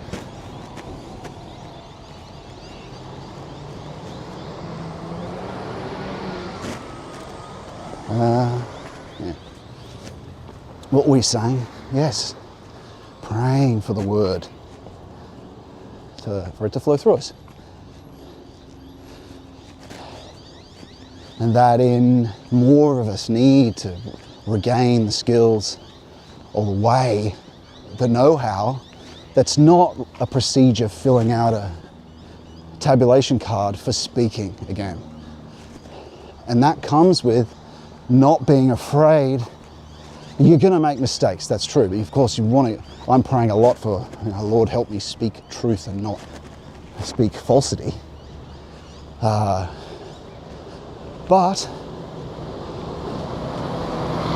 there is this correctness of modernity where everyone is desperately afraid of making a little mistake. And there, in that, they become really a repetition, even if they learn skills, a repetition of a kind of exact structure. And then the word can't flow through them in that because they're so desperate not to be criticized or make a mistake. And so we have to become used to, and this is what part of these live streams are about, doing that, not unafraid, doing it unafraid of that. That would be advice I'd give to anyone. One thing that helps a bit with that, and this is a practice that is secular, but what helps with that is improv. I mean, you'll struggle to find an improv that just as do it for 4 different classes over a year, 1 semester, 1 term, you know what I mean? Do it for that long. And it's a good first step at doing that. Because we need, in this coming time, people who have that. Because the people of shit-lib modernity, they're scared. Look at Keir Starmer. They're scared to read up a script, not to go off script.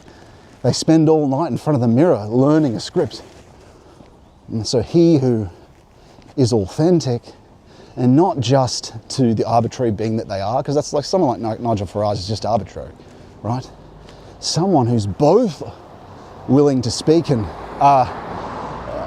is connected with their authentic, what they believe, but also have dissolved what's arbitrary in them.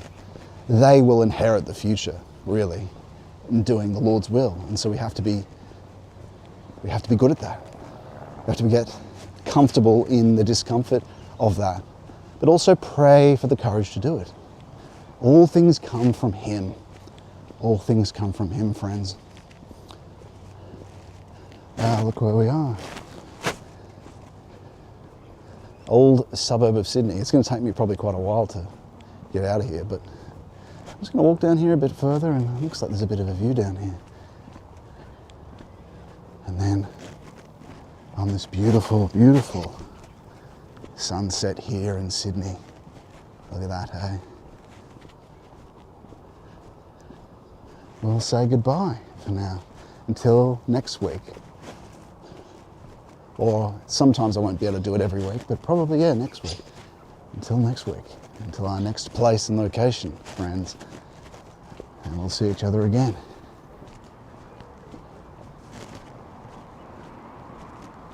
Look at that, eh?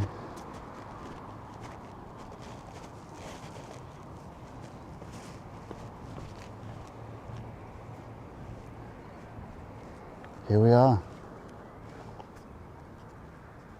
Everybody. Here we are. Here we are. In the beautiful northern Sydney suburb. I don't even know what it's called. Let's look it up. You guys have the map there, you know better than I do. It's called, I don't know. Basically Mossman. But friends, what a day it's been. Thank you for joining me. I'll check the chat again before we leave. But thank you very much for listening, being here today for our talk. Unlisted Logos says, see you soon. When it comes to reading strategies, what do you emphasize comprehension over speed? When do you emphasize comprehension over speed? Forget speed. Forget speed. Go to audiobooks if you can as well. And then for the ones that are of importance, then you jump in and do depth reading. You just read for comprehension. Those who read for speed are like Lex Friedman types, ridiculous. So, but read out loud like I just was. This allows you to begin wording things. I'm improving, but as well while I do it. Because there's certain Australianisms that are, you intone up. Like today, I was in a hospital today, and so it helps getting rid of that. But Steiner recommends. Steiner actually has lectures on that and what you should do and how to. But what I recommend is just doing this read out loud if you want to be able to also speak. But that can help too, to have the words in your mouth. But try not just to recite, read out loud as you're reading as well. But yeah, read for comprehension mainly. But it's good to get speaking. Teach it. If you can find somewhere to teach it, you know something truly much better. Teaching some of the stuff that I've recently taught in lectures, I really didn't know it until I went to teach it. And so, highly recommended. Thanks for being here, Unlisted Logos, and thanks for your questions as well. Obviously you're interested in this sort of thing and philosophy, so that's perfect. That's the kind of thing we love. And so, my friends, I will see you next week for another one of these, and also a lecture on how to discern the Holy Spirit, also another reading of. It's been a great pleasure today. Thanks for joining me. And another reading of the same book. We're going to continue reading The Redemption of Thinking, and that's probably going to go for another 6 weeks. So as we do these, it's going to be quite a while to get through the whole book, probably an hour each stream, an hour and a half each stream. We probably would have read that a bit longer today than we did, but we did the best we could. I hope you enjoyed it, and I'll see you next week. I'm just going to click the off button here, but it's been a really great day. And thank you again. Thank you, Unlisted Logos says thank you. My pleasure, my friend. I'll see you next week. For those that are around, God bless you. Do the practices, get started. All right, guys. And we'll go into the old view, and I'll say goodbye.